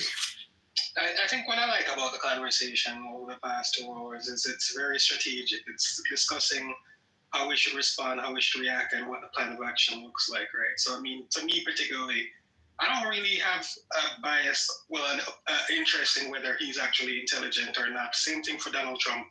Is what is it that they're doing? What's the thought process behind it? Is it working, and how can we counteract? I'm curious about our value system. To Whit and Kimberly's point, why is it that if you have a shitload of money, you get this attention like this? Because there's a lot of dangerous people out here that don't have that level of wealth yet. We're focused on Elon Musk, I guess, because some documentation states he's the richest man in the world, or the wealthiest man in the world. Why does that even matter to us? As opposed to the character thing. Kimberly was alluding to character, focus, our human ability that we all possess to be able to do great things. You see what I'm saying? It's where you put your attention and focus is what will manifest. So that is the ultimate power, because obviously he put it towards his ideas. He's the richest man in the world, but yet we all have that capacity. So why do we give a fuck who Donald Trump, Elon Musk is? Because of the laws of this nation? Well, I care because he's inserted himself into politics. And this is a political conversation. No, but it's also just for the conversation, or do you actually give a fuck? Beyond this conversation? No, I give a fuck. I give a fuck. You have to give a fuck. He's in charge. Why do we? Oh, because he's, like you said, he's inserted himself into politics, and he has some type of power in it, or, which remains to be seen. So, yeah, I think everybody should at least be paying attention at the very least. I'll give you another short answer. Daniel, because he's proposing policies that don't benefit people that look like me. Well, here's the thing, brother. If you're focusing on his wealth, then wealth is what matters, not your color, your skin. of Donald Trump because he inherited wealth. Like, if Donald Trump had literally just put his money in a mutual fund, he would have more than he has now, well before the meme stock. So I think that he has a talent for organizing, and I'll give him that. But like, I've never thought that Donald Trump was. I just think he's been extremely lucky. He's a child of nepotism. He's extremely well connected, and he benefited from his father and his grandfather. I mean, I would say I could take 10 kids in the hood that I know are extremely smart, just never had an opportunity, and they would have blown Trump shit out of the water if they had also inherited $400 million and lived that lifestyle their entire lives. So, yeah, I see that as I see him as different. I don't think he's unintelligent. I just don't think Trump is brilliant. I think he's clever. Okay, so Mickey's will now do the same thing and put a smart, savvy black kid in Elon Musk's position.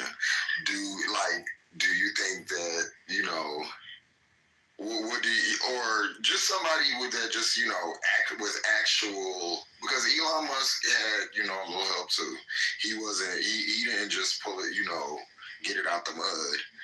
So just imagine somebody who is genuinely like all of the things that I think we think Elon is, who has all this opportunity and, you know, funds. I just think it would be, you know, that much better. Everybody gets young, bro. Aren't some of his brothers like neuroscientists or some shit? Like, they're a very techie family. So the only, yeah, like his dad is like, they're weird. Whoever said earlier, they're extremely weird. He married his stepdaughter that he married the mom when she was like 3 years old, and now she has kids for him. Like Woody Allen weird shit. But you know, that's them other people. Okay, yeah, they're right. I knew he was rich. I just didn't want to misspeak. That's why I said a little help. Yeah, because I wasn't sure. But yeah, he had. Is what I said. It wasn't just well. Yeah, anybody in the tech space can tell you that because I can't do tech, so I don't speak for tech. That's what I'm saying. There's some education there as well. But you're right. If you put any very smart kid who had either one of those circumstances, that's what I'm saying. That absolutely they would have benefited from it. Jack in the comments, what's up your ass? What you want to talk about? You want to come up here? Some man more, sir? Who is this Jack person, bro? Jack got y'all in a chokehold. What the fuck going on? He keeps saying we don't care. We don't care. Like, so come tell us what you want to talk about. Player. Jack. Oh man, now that chat banging go get you somewhere you don't want to be, right? How'd y'all get on Elon anyway? Because Lord Jesus, just. You know what I'm saying? Y'all had to pivot, you feel me? So it's all. Oh God, yo, did we get the prosciutto flavored spam? And I think that's the problem. Anybody. And I think, Daniel, I think that's the problem. Anybody with money, our people are idolizing and putting them on a high pedestal no matter what fuck shit they do.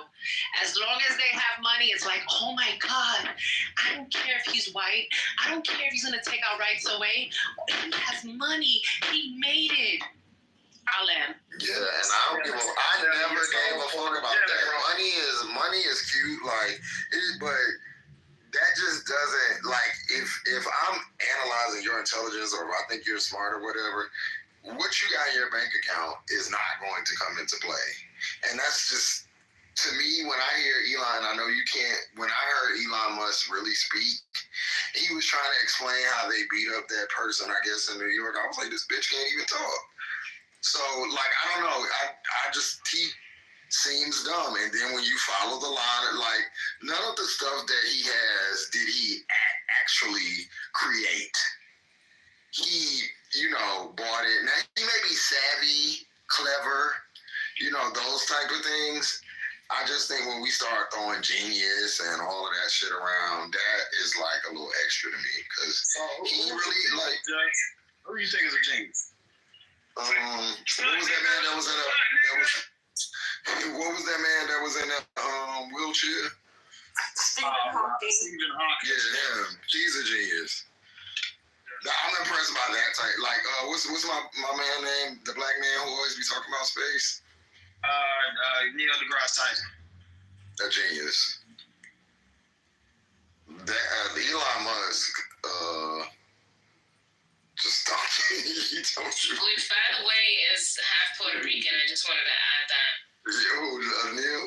From the Bronx. Yeah. Oh yeah, you know, I was about to add the Bronx part in there. What about Terrence Howard? We produced a lot of them. Please see and see shit like that. You know why I said that, bro. Come on now. And if you said that because of the things that he's been saying, which that makes me think, no shade, that you are even less intelligent than I thought you were. Tyson got in his shit. Don't do me though. Sidelines. Let me put you on mute. Stop with the sidelines. You know, calibrate your humor. My shit wasn't funny. That's it. Absolutely not. And the significant thing about humor, right, is timing. But it is a voice app. You know, I'm working on this shit. Oh my God. Seriously. I think that there are some myths being promulgated. The politic articulate that you're espousing is a middle class politic. And what we see when you do the polling, the surveys of the working class people, they like billionaires. They like billionaires and they hate the idea of people getting handouts. In fact, as you move up the socioeconomic ladder, up until you get into that top strata, like the top 10%, as you get more education and more income, the more likely you are to support redistributive policy and aid to the poor, right? So like, there's a reason why Musk was able to galvanize so much support around people that are clearly the most disaffected in this economy. There's something about the way that he positions himself, the way that he and Trump speak, that speaks to them. And I think we do have to figure out how to harness that or whatever, or better just understand the psychology of it more.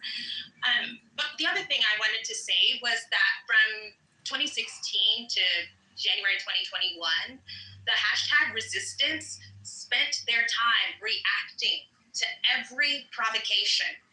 Every little bit of red meat, people jumped on.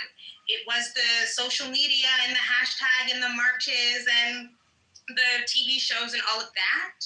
That got us where we are today. I mean, it did not build the kind of power that we would desire, right? So I'm just saying we should just learn from our mistakes, you know? Like, we did that before, and now we're here 8 years later with a stronger Trump, with a larger, more effective Trump coalition.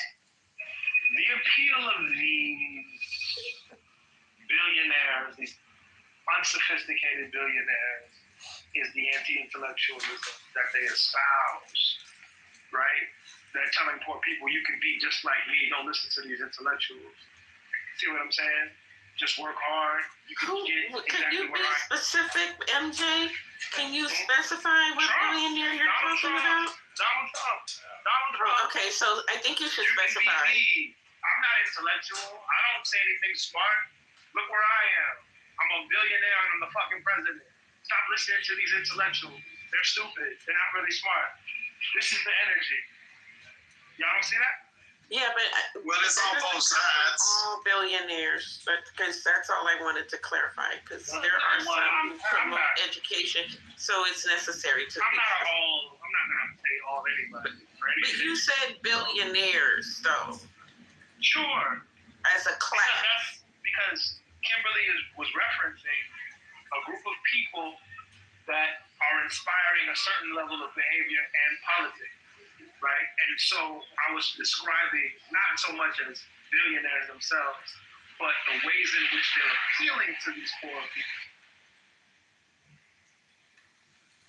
MJ, you gonna acknowledge the fact that in our community, I heard a lot, a broke motherfucker can't tell me shit. And ain't nobody working with billions. So you see that parallel? Hey, you. Hey, man, I should have stacked, man. I keep it all the way 100. Y'all don't like this uncut. You know what I'm saying? You won't cut on it. You're actually bad for black people, and if Oprah still had that machine that they said that she had, when she destroyed am I lying, like all the Just, clothes. am I lying, though? But am I lying? I actually didn't even. It was just awful. Y'all don't like my stuff? No, you're just dumb, and it's actually crazy how dumb you are. And you don't have to comment on everything. Sometimes just think of it. In Atlanta, we say, shit the fuck up. Send professional invoice communications with QuickBooks mobile app. Know when they've been viewed and know when they've been. I want to go now to some breaking news. A Department of Homeland Security official confirming that the Commandant of the U.S. Coast Guard has been removed from her position over leadership deficiencies. That was a quote. And operational failures. I have extensively reported on the Coast Guard's cover-up of sexual assault cases. We don't know if that played a role at all in this. CNN's Natasha Bertrand joins us now for more. I mean, this is a pretty significant move, Natasha. It is, Pamela. It's not just because it really shows that this could be a sign of things to come in terms of how President Trump and his administration deal with military leaders that they feel are perhaps focusing too much on diversity and inclusion initiatives, which is one of the stated reasons, according to this DHS official, why Admiral Fagan was relieved of her duties as Commandant of the Coast Guard. Now, we did ask the Department of Homeland Security for reasons why she was relieved, and they did send us a list that included things like failure to address border security threats, prioritization of those DEI initiatives, which Secretary of Defense, future Secretary of Defense, if he is confirmed, Pete Hegseth has said is going to be one of his priorities in removing from the department once he does get installed here, as well as Operation Fouled Anchor, which is that investigation into sexual assault and sexual abuses committed at the Coast Guard Academy that was covered up by the Coast Guard beginning in around 2018. Now, Admiral Fagan, she was not directly involved in that. However, she did signal to members of Congress last year when she was grilled on the sexual assault investigation that was not disclosed to Congress that she was aware of certain aspects of it. And according to the Department of Homeland Security, that is one reason why they felt like she needed to be terminated as part of her in her position there. But still, you know, I think the broader picture here is that this is the first kind of termination of a senior military leader that we have seen that has been explicitly kind of linked to the promotion of those diversity, equity, and inclusion programs within the military. And in fact, this is not the first time that the Coast Guard has been targeted by Trump's allies. Back in August, former GOP Representative Matt Gaetz sent a letter to the Department of Homeland Security raising concerns about Fagan's alleged focus on these initiatives over, for example, other more important things like, he said, recruiting and focusing on interdicting drugs at the borders. Senator, thank you so much for coming on. First, your reaction to some of these actions. Go ahead. No, I think it's appalling that the head of Homeland Security is firing the very Admiral Commandant of the Coast Guard who took this issue of fouled anchor that you guys broke as a story. Why? Because it was being covered up. Literally, issues of sexual assault and sexual harassment at the Coast Guard Academy and at sea, and people covered it up. The only reason we know about it is because CNN broke the news. Now, we get a new commandant, the first woman commandant in the history of an armed forces of our nation to serve. She stood up and said, this is a problem and we have to deal with it. And so literally tried to move forward with the right kind of response in the Coast Guard to this issue of sexual harassment and sexual assault. And today she's being fired for, instead of covering it up, deciding that this needed to be exposed and the Coast Guard needed to deal with this issue. So I think it's the wrong decision. It's the wrong decision by Homeland Security. She did a good job. In fact, the last commandant was the one who did cover it up. I think he admitted to you that he covered it up. So what are we doing here today? Firing somebody who was on the job, helping a Coast Guard that has to have a basic diverse workforce. And one of the things they need in a diverse workforce is to protect those interests of women. And as you know, after the reporting and after there were congressional hearings, she had vowed to do a review, and there was a report that came out saying that it would do a better job at the handling of sexual assault cases and so forth, and really enact systemic change. Are you concerned with her firing that the vow in that report won't actually be followed through with? What kind of message are we sending? The previous commandant admitted to you that they had covered it up. I think he even said something like, I would do it again. And now we had a new commandant, a woman who said, no, we're going to take this serious and we're going to clean up the academy and we're going to clean up these actions because we have almost, I don't know what the number is, a very high number, 30% plus of a Coast Guard workforce that are women, and we want to continue to attract women in the Coast Guard. And so you're going to fire her over the fact that she wanted to clean up a mess created on a previous watch? It's the wrong decision. And to be clear, she did testify to your committee that, you know, she only learned of the, quote, totality of the Feldinger probe when we inquired about it, but she clearly was aware of parts of it before because she also fired a commanding officer caught up in the investigation. I also should note, just for our viewers, you know, the reasons cited aren't just this, right? There are other reasons, according to a DHS official, saying it was because of her, quote, failure to address border security threats and, quote, excessive focus on diversity, equity, and inclusion policies. What is your reaction to that? Well, I don't know what that latter part means, but if you mean she paid too much attention to cleaning up the mess in the Coast Guard of sexual assault and sexual harassment, there's no amount of time she shouldn't have spent on that. There's no amount of time. She should have done that job and cleaned up the Coast Guard's act on that. But our Coast Guard, very big mission, 5 different major responsibilities, and interdiction of drugs, particularly fentanyl and things of that nature, protecting, you know, illegal fishing, very big issue in the Pacific Northwest, making sure that they participate in the delivery of our coast. So I do not want to see a commandant serving, you know, every new administration coming in and firing a commandant. You need a continuity of service in the Coast Guard that is really important. And I'm not saying you can't fire somebody. I'm simply saying what is the reason here that this is being done. And I would say people didn't like the fact that she was cleaning up the Coast Guard on this issue of sexual assault and sexual harassment. You think that's the reason? I don't know why else you make that decision today. I can cite lots of things that the Coast Guard has been very helpful on very big issues. Look, I hope this administration will get serious about what the Russians are doing impacting our fisheries in the Pacific Northwest. And they are having a devastating blow on this industry. And illegal fishing and illegal movement of these fish with the help of China is a very big issue. So I'd rather have a Coast Guard commandant right now who could help us with that instead of waiting now how long for us to get a new commandant. All right, Senator Cantwell, thank you for your time. Ladies.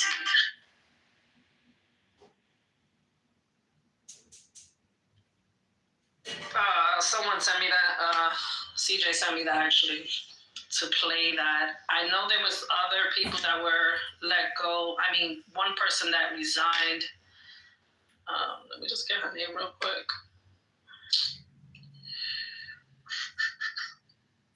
Keisha Lance resigned. And then Mark Milley got fired. Not sure if I'm saying his last name right. She was fired too. Wait, who? Mark Milley is the general. I think she resigned before Trump. Wait, they fired Mark Milley? No, these are just presidential commissions. Yeah. This is not a big part of the court. Yeah, Keisha posted her letter that she resigned, but Mark, they said he was fired. So just wanted to mention that since we were speaking on people. Mark is crazy now. But to be fair, Keisha sucks, so. No, she doesn't. Mark is crazy, Mel. You call that man Mark is crazy. Mark, Keisha does suck. Millie, General Millie, Joy Jesus, just it's funny you calling him Mark. It just kills me. Because the article I seen, it just said Mark, and it said General. I'm sorry. No, it's all good. I just said Mark is crazy. Like you had him over for burgers, like. I know you cooked it too. Why Keisha don't suck to you, a person who didn't live in Atlanta? Oh, she has a good, people in the country like her. Doesn't matter if you like her. So I believe that they probably fired that lady right now, the one we was just listening to, because of the sexual assault. He don't want nobody that's defending sexual assault around. He wants everybody that does the sexual, So I don't know, but she's a white woman, so I don't know.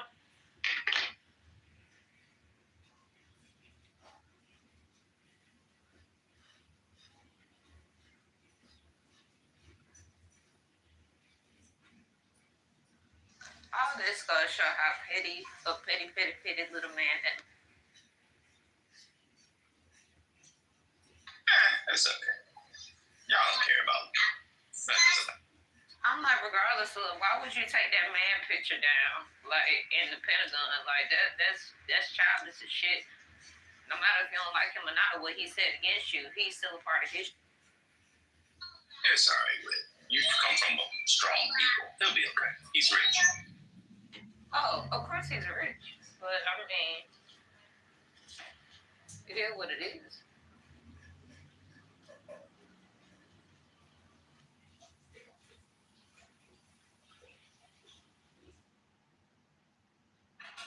It's just day 2, right? It's not even 48 hours yet. It's really not that bad. Y'all, I thought it was going to be worse. How many people got deported today? 0?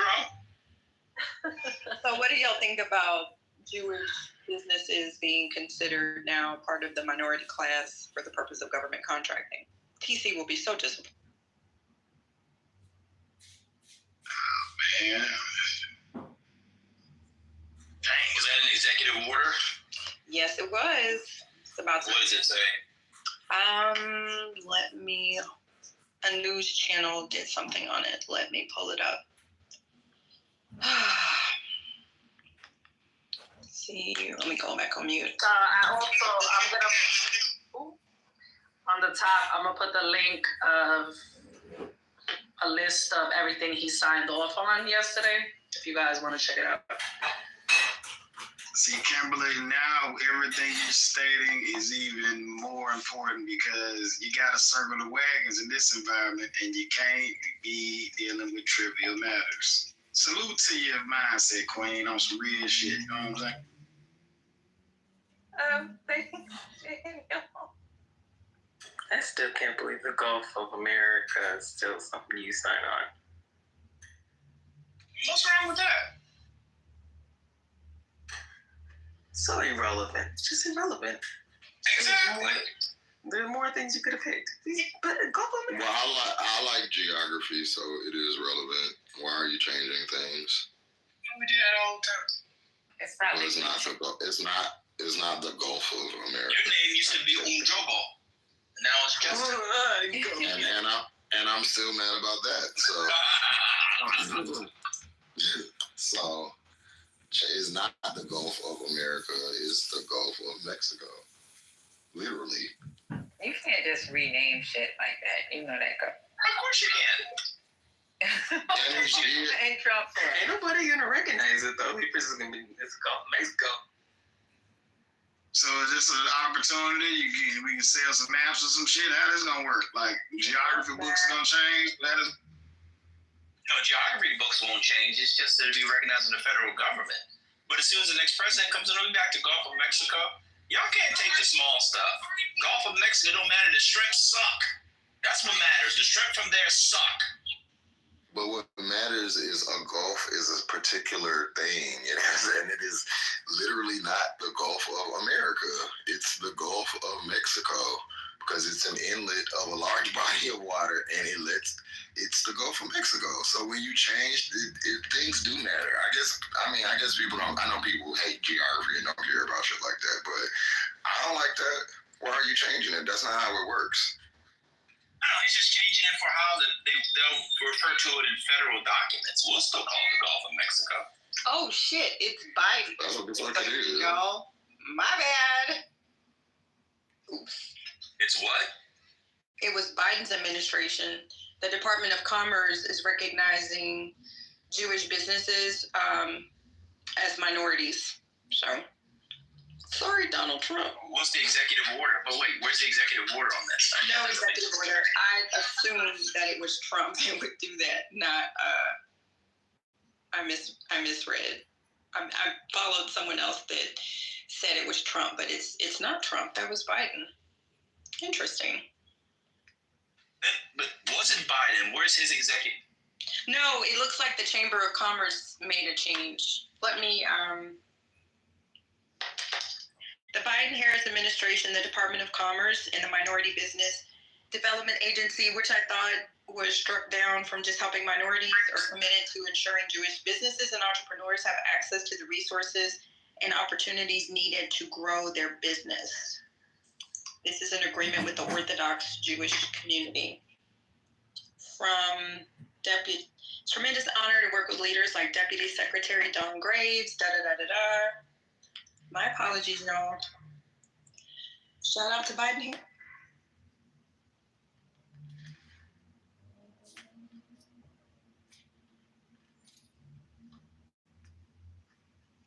Articulate, you need to learn what a Gulf is, and a bay, and why they matter.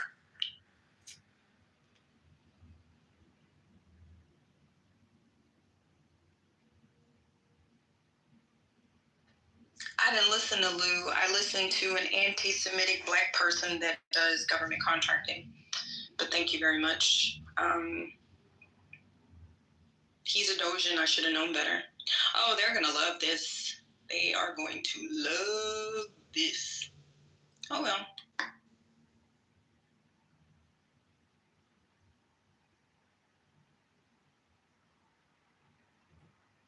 He didn't get it from Lou. He's not on Clubhouse. Don't you know people that aren't on Clubhouse, Iron? God damn. I think they're suggesting you don't know people not on Clubhouse. They're talking about you, Mickey. No, he said he got it from Lou. No. Okay, you're not getting it. I'm in a fucking sorority. What do you mean I don't know people outside of Clubhouse? Y'all just be saying dumb shit. That's how they feel, Mickey. That's the people. I'm from Southern Louisiana. I have 50 million cousins. What the fuck? We've heard your French. We no longer think you're from Southern Louisiana, respectfully. I gotta be honest with you. We've heard the French. Down here in the attic. C'est stupide, n'est-ce pas? Oh my God, never do that again. C'est stupide. That sounded like Spanish. It's not French, it's a patois. I'm not from France, people. Don't piss me off this morning.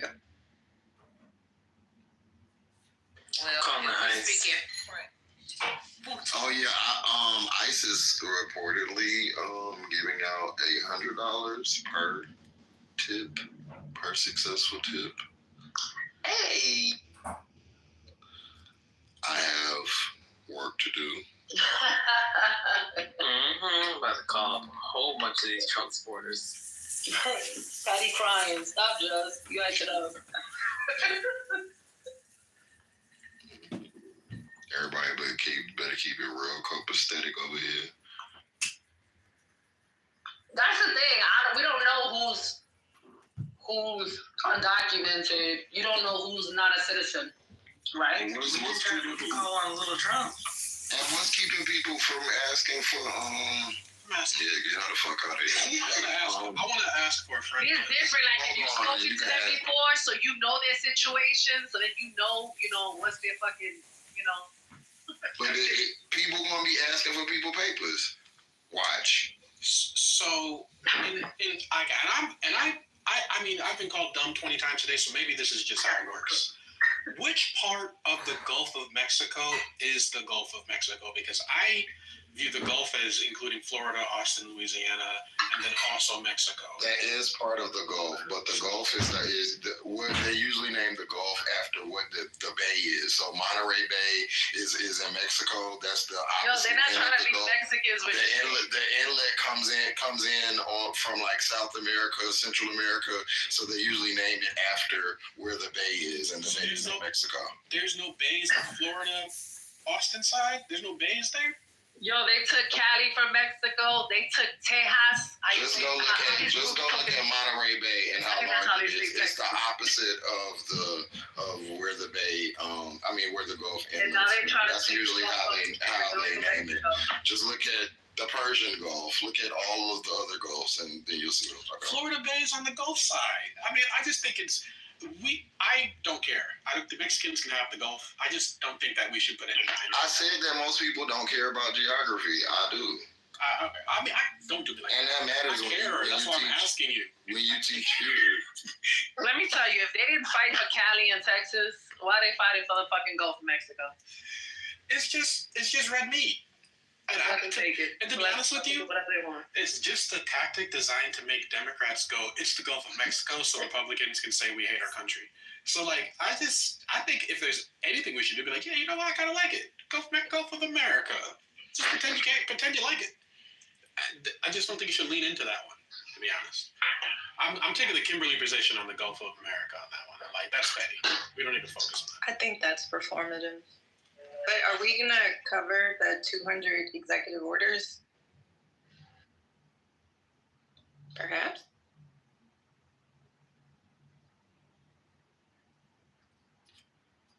I don't know. I put a list up on top. I don't think the whole 200 are there, but I don't know. Because, that's going to be, did Lisa ever do that room? Because a lot of that is tied to Project 2025. No, she hasn't.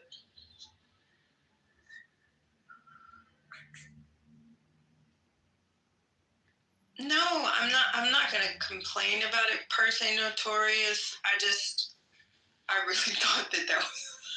thought that would be something that Trump would do. I mean, I don't have a comment on it. Honestly, I don't do government contracting, and the set-asides for minorities are not that much anyway. I mean, a lot of white women participate, but Black people have also benefited. I don't have an official comment. I just, it's just interesting.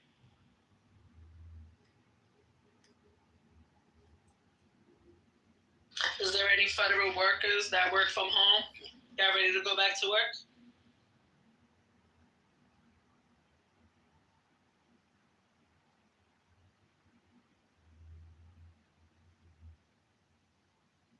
The Gulf of America.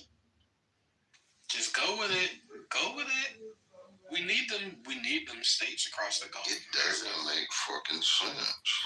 I'm with it. I'm not mad at it. Of all the things Trump has done, that's the one I don't think is that bad, to be honest with you. I'm concerned with the war on the cartels part. That part I'm concerned with. That's why they're gonna beat us up, because we done tried to rename some shit. They don't care about that little piece of water. It really should be just called Hurricane Alley, or the Gulf of this is a bad idea to live here. Like, I live here. It's terrible, but whatever.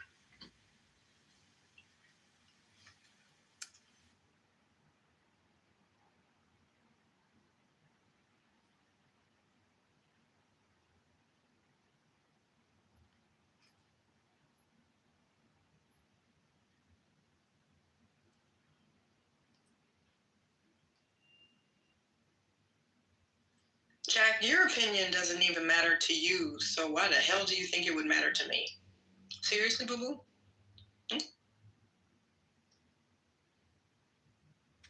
Isn't Jack the white supremacist that said black people aren't victims of racism, they're big victims of bad grammar? Or is that a different Jack? Am I thinking of the same guy? Oh, is he white?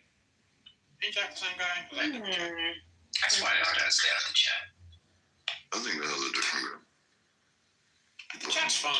We all just spend the time in our work days here. The chat sometimes. No, but if you in the chat, stay in the chat, but don't bring it to the stage. The goo is the room. I'm not a Daniel, segregationist. I mean, don't Jack, want that I can admit when I'm wrong. I'm not a perfectionist. But just roast him in text. Why can't you meet him? It's like he's with a rocks and hands, and you come with a gun. He's in text. Roast him in text. I agree, because I get on your ass in text. All y'all motherfuckers in the group come for me, I can give it to you verbally or written. Have you? I just had to let a couple of them motherfuckers down there know. You're like the worst. I guarantee you, Daniel. You're not even funny. Like roasting you, Daniel. It's not even like riveting because you're not funny. Like your shit was down here, bro. Daniel, be honest. You use voice. Nah, because for real, to be funny as roasting, you gotta be low down. Raised around black people, like it's not even fun. It seems like I'm a just hooper, so not good at it.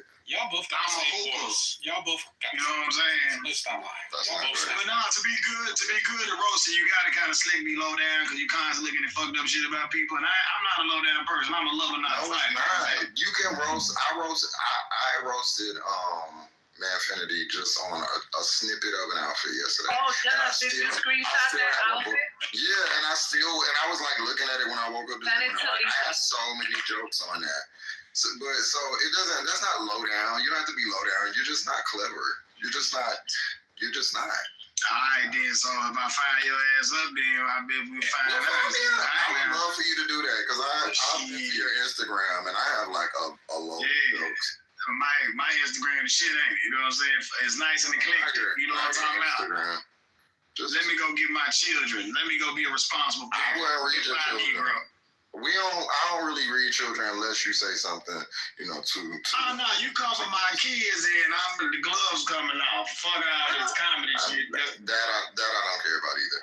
But what I'm saying is you're just not good at it. So just like Nah, I've never been a good checker, but I'm more of a funnier person because I would say some shit that would. But you're not funny. You're not funny. But see, I don't get paid to make people laugh. I get paid to make. I have a question. I have a question. Did Manfinity make it into Capital One Arena? Did he even make it in there? I don't know. Or he was. I didn't hear past that outfit. I did hear somebody left a prescription of Viagra on the street. On the shelves, his bag. Nah, they left so much fucking trash in front of, because people didn't know they couldn't bring bags in. That's how smart they are. They don't go to these events. So it's it was hundreds and hundreds of bags just left. Like one person left their keys in their bag. This girl was trying to contact the person to give it back. I want to give them that shit back. You gotta learn. Leave her keys. Was it no bags? Because I thought a little clear bag. No, anytime you go to an arena or anything else like that, you have to have a clear, small type of bag. No, they had clear bags on the ground too. That's what I'm saying. It has to be a certain size. I wouldn't even suggest bringing that. Just bring your credit cards in your pocket and keep it moving, because once they look and say, "Oh, I don't know about that size," they'll send you over to the lockers, which have hundreds of people online who also made that mistake of bringing a bag. So it just that or they could be smart and just have their cards on their phone. Yeah, I have them for the concerts because I don't even bring a wristlet anymore because sometimes if it's not clear, they won't do it. So I have a little tiny. Hey, where y'all going? Talking about we done been all over we're talking about the people at the Capital One. We was talking about whether or not Manfinity made it in the Capital One Arena, which I don't think he did. You said he made it in the rotunda. He get the. That's what he said. He said he met somebody. Yeah, that's what he said. He lying on the app. He said he met someone at the Park police officer. I'm pretty sure if he got in that rotunda, he said he met someone at the Latino. That nigga was in the. He wasn't even in the overflow. And he also said he went to the Liberty Bowl. That's what it's called, right? Liberty Bowl. Yeah. He showed us his passes.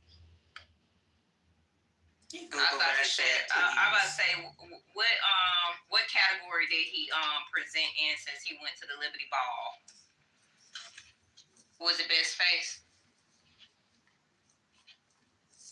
But there were like hardly any black people. Not with that beard. He cannot do best face with that beard. It was dumb boy realness. It's giving magnificent. Where did Just go? I was there time to post a photo. They're still dragging that pastor online, and I love it. Now they're showing the people's expressions and all the people that are laughing at him.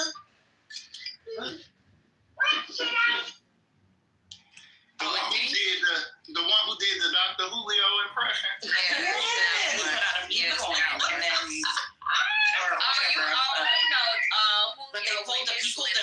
Happy about it. He was so happy on TikTok. I said, I hate TikTok. Came back. Oh yeah, I seen him with Afro Rose. I fuck with Julio. He just a little lost little spirit trying to find his way since his mentor passed. So yeah, he just trying to find some content out there. Child was trash before his mentor kicked the bucket under that hefty Hispanic woman. Well, he limped his way to some round of success somewhere. Good old Julio. I guess the 911 operator thing wasn't much. He had to go on to bigger, better things, and that's being a grifter for okay.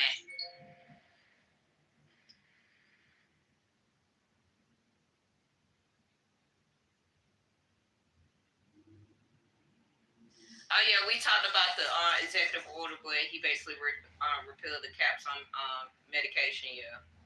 And why? Pharmaceutical company.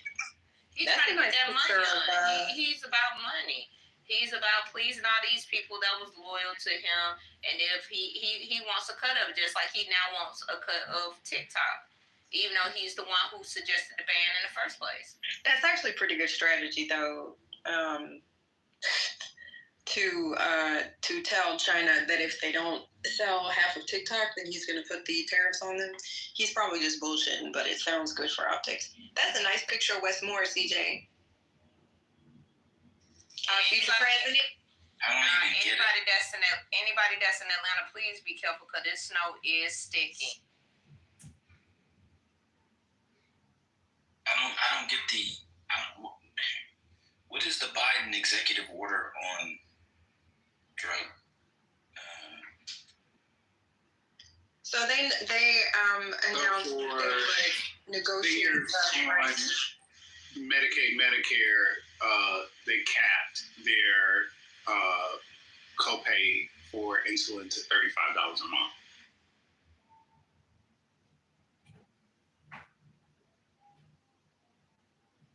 Yeah, but that's the law.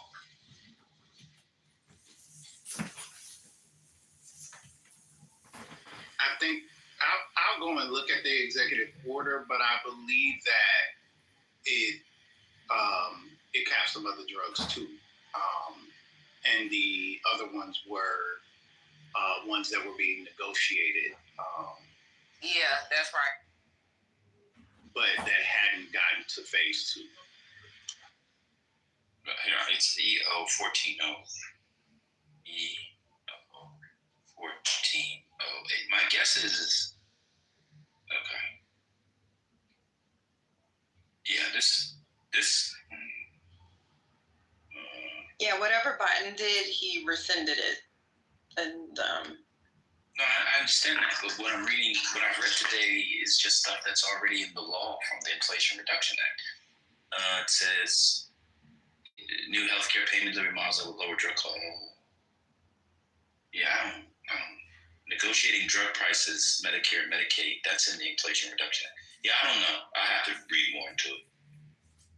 It just seems like he just took everything that was done and will pay zero. Starting this January, Medicare beneficiaries with prescription drug coverage will pay $0 for pocket. I don't know. We can look into it. I wonder if that included the $35 insulin as well. Yes. So can he just executive order remove that? This dude is so performative. I was talking about the executive order he just put. That's what people saying that in effect, and they said that insulin prices about to shoot up. Insulin prices are capped at $35 for people on Medicare. by law. Executive orders, yeah, man, this dude got people in chokeholds. I hate the media side. This was a performative executive order from Biden, which just did what the Inflation Reduction Act did, and now he repealed it, which doesn't matter because it's still law.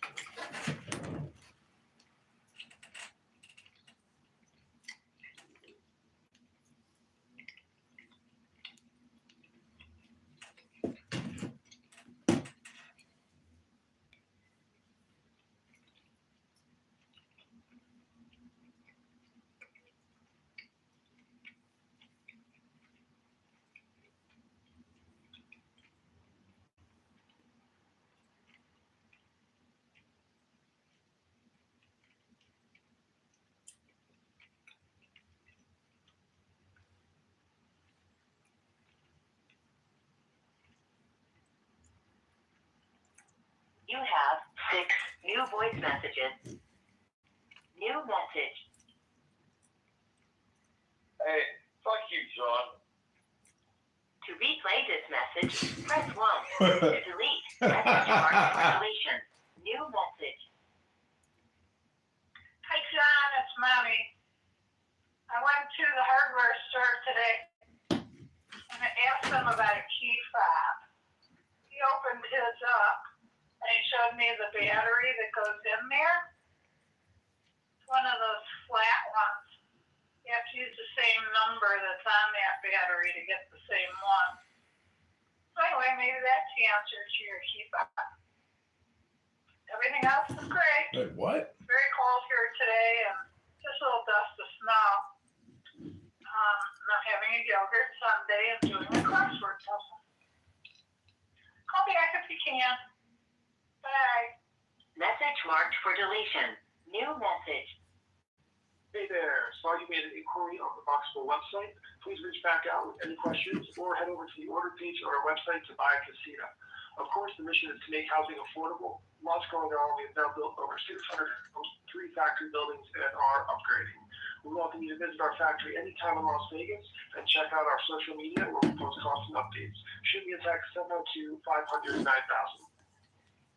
To replay this message marked for deletion. New message. Hey, John, this is Rose from Migos Salt. I'm calling because I'm doing a follow-up in a form. The meeting that we made, please call me back once you heard this. My phone number is 42. Message marked for deletion. New message.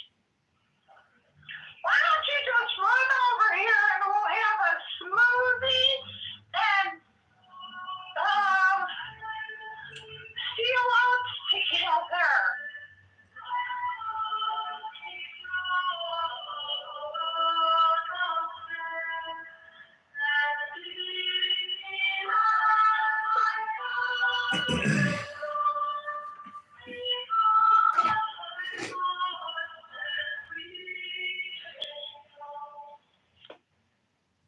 To replay this message marked for deletion. New message. Hello, John Kitover. This is an important message from Internal Revenue Service.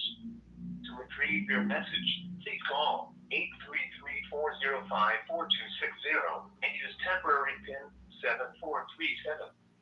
That's 833-405. Message marked for deletion. There are no more messages.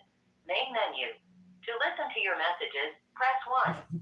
To send a message, press 2. To create a greeting.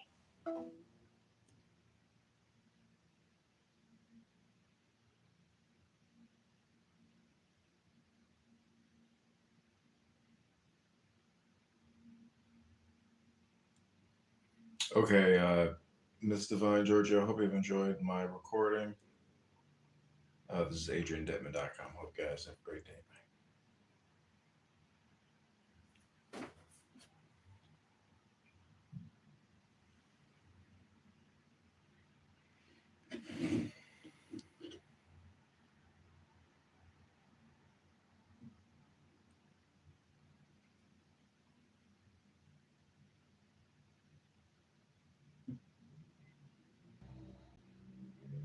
The Google subscriber you have called is not available.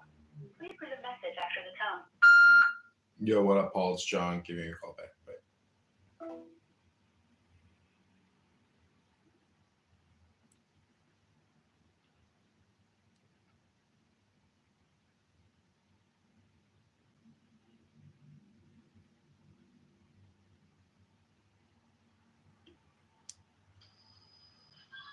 Oh, and look, we got Elon Musk in the house. No, see, we've had fun in here. We're just laughing at each other and stupid stories of things that other people would laugh at us about. Elon, can you come up? I want you to answer. Were you resetting in the middle of the inauguration? You were doing something weird with your eyes and they were going all over the place. Like you were doing something. Like it was like all of a sudden you had to hit reboot.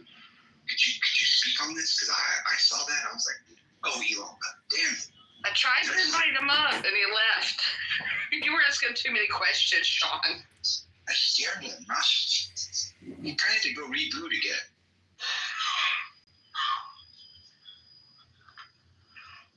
That was wild, though. I didn't see the whole thing, like the inaugural thing again, and finally that happened. I was like, don't trust it because you never seen it. Now I'm thinking, okay, this shit was AI. Wait, was that real? Okay, let's see. Wait, was that real? Aisha. What was Aisha was what? That was that movement too.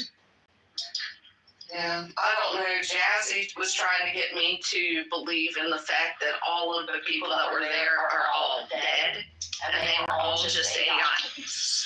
Recorded it.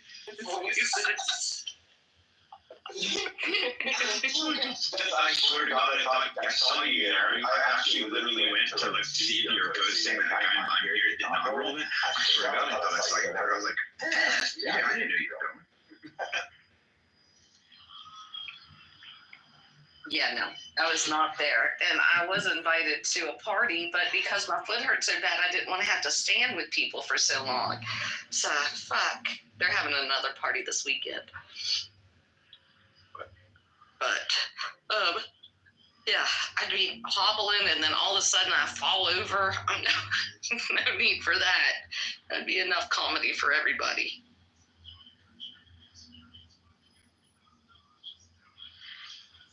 When I was a kid, I was walking home from school one day, and I stepped off this curb, and I accidentally stepped on the side of my foot instead of the bottom of my foot, and broke my ankle, fell down on the ground, and I got up, and I crossed the street limping, and I'm leaning against this building, and these people behind me walk up, and they're like, oh, looks like you're having a bad day. Yeah, I think I just broke my ankle. Oh, have a good day. Dude, my stepdad came by not too long after. It was like, oh, Joe, I thought I was supposed to come pick you up from school. And I'm like, good, because I can't walk. And I need my mom to look at my ankle. And everybody needs to go to the so gym. we got home, and my mom came back from the neighbor's place and let down and said, yeah, we need to take you to the hospital and get you casted because it's broken.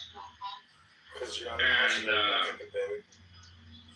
so we did all that, and we came home, and the next day we went to Disney World. And we get to the airport in Disney World in Orlando. We left Emory, it was 27 degrees. Woodward Park is. We get to Florida, it was 75 degrees. They must have amnesia. They forgot. It's 75 degrees in the city. They have the heat. They must have amnesia. I didn't understand that. That was the first funny thing. The next funny thing about Florida was everyone was real nice. And at the rental place, I had an understanding for my mom because she's like, yeah, my blinds. The Cold War propaganda thing that just came in. But the teachings of Jesus would suggest otherwise. But whatever.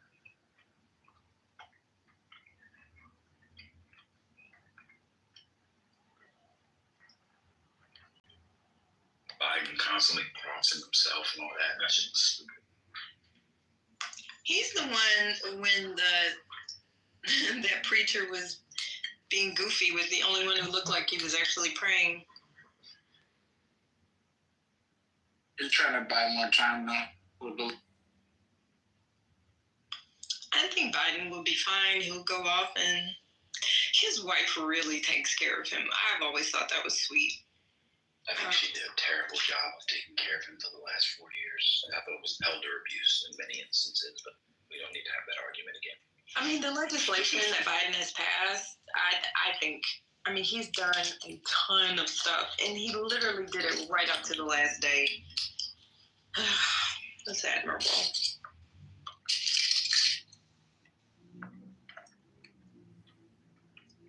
What's wrong with Jill Biden? I think she's terrible. I think she is, in my lifetime, the most ineffective, uninspiring first lady. I can't think of a first lady who was more of a waste of space than Joe Biden. That's just my personal opinion. Dr. Jill Biden is still taught while she was in the White House? Oh my goodness. She did what while she was in the White House? Didn't she still teach? Teach what? Teach how to put out your dementia husband and act like everything was fine and break up massive alliances in our American political life and act like it wasn't abuse when you know the man couldn't even barely speak. He was so bad that behind closed doors they had to turn up the music so people couldn't hear him having conniption fits. What was she teaching?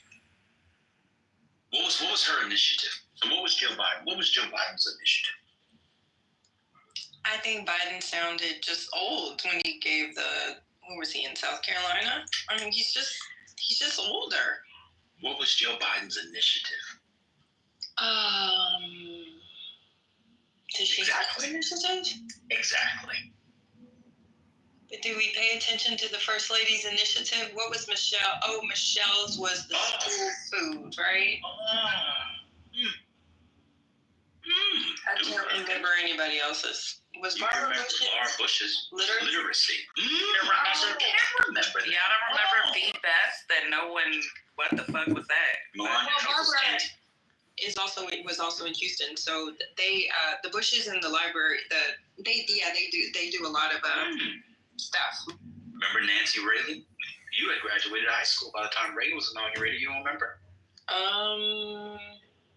Nancy Reagan did the drugs. Same kind of drug. Yes. So yes, we do know the First Lady's initiatives. Not that they matter necessarily. Melania Trump had Be Best, which was anti-bullying, which was a counter troll to her husband. So she gave fodder to us. At the very least, in an ironic way, she was useful. Jill Biden was a complete waste of space. She was supposed to be some great educator. How come she never went out and talked about community colleges and all that kind of stuff? Instead, she was too busy stabbing her vice president in the back. Somebody called her Lady McBiden in the chat. That's exactly right. Out damn spot. She is just as bad as Lady Macbeth. Except the difference between her and Lady Macbeth is Lady Macbeth was sexy. I'm done speaking. Yeah, they stole that from Alexandra Pelosi. Joe Biden, horrible woman, horrible, evil, selfish lady. But couldn't it be because she had a full-time job that we didn't see her out as much? What was her full-time job?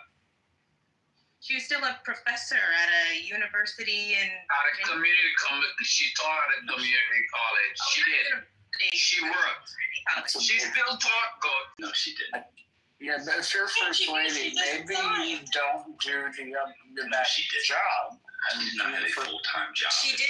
No, she said she continued working. Go. She worked.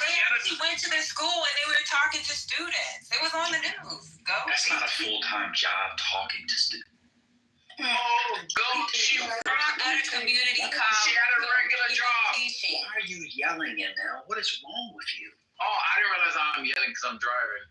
But she taught during the presidency. She taught during the vice presidency. She taught at that community college in Virginia. Some community You college. do not have a full-time. Just because you teach doesn't mean you have a full-time job. The woman taught a class or two. She did not drop. First of all, if you're a full-time professor at a community college, you have like a 4.4 minimum. Y'all know what a 4.4 is? That means 4 classes per semester. That means 4 classes per semester. She was not a full-time teacher, professor at a community college. That's the first thing. Just because you teach a couple classes doesn't mean that's your job. Was she like grading homework or something? Did no black ass try to say that when Reagan was in office, I had graduated high school? Yeah, she missed that. I guess you're older than I thought because the Alzheimer's just. You know what? Go ass, go get them. You gotta be quicker. I was like, wait a minute, I hadn't graduated high school. Okay. Let me ask you a question. Can y'all find a syllabus or a reading list from one of Joe Biden's courses? Because if she was the first lady teaching full time, that'd be online. You ever found it?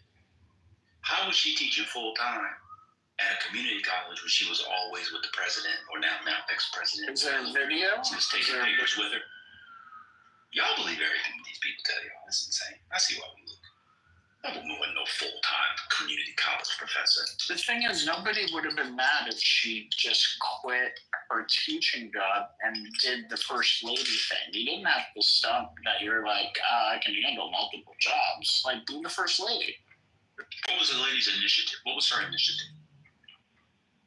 Build Back Better in it had free community college for American citizens. Did she go out on the stump the way Michelle Obama did for the food, the way they did for literacy, the way Nancy Her syllabus is online. Huh? I just looked it up. She has a syllabus online. Oh, what is it? According to she taught, hold on, let me go back. English 111, composition, wait. English 111, college composition 1, and preparing for college English, ENF 3. Yeah, not when he was president. He taught it when he was out of office. No. The last time she did it was spring 2021. No, they just reported that she just resigned in December from the community college. All right, y'all. If y'all believe the first lady of the United States was a full-time community college professor, y'all. This is insane. Resigning. What was her?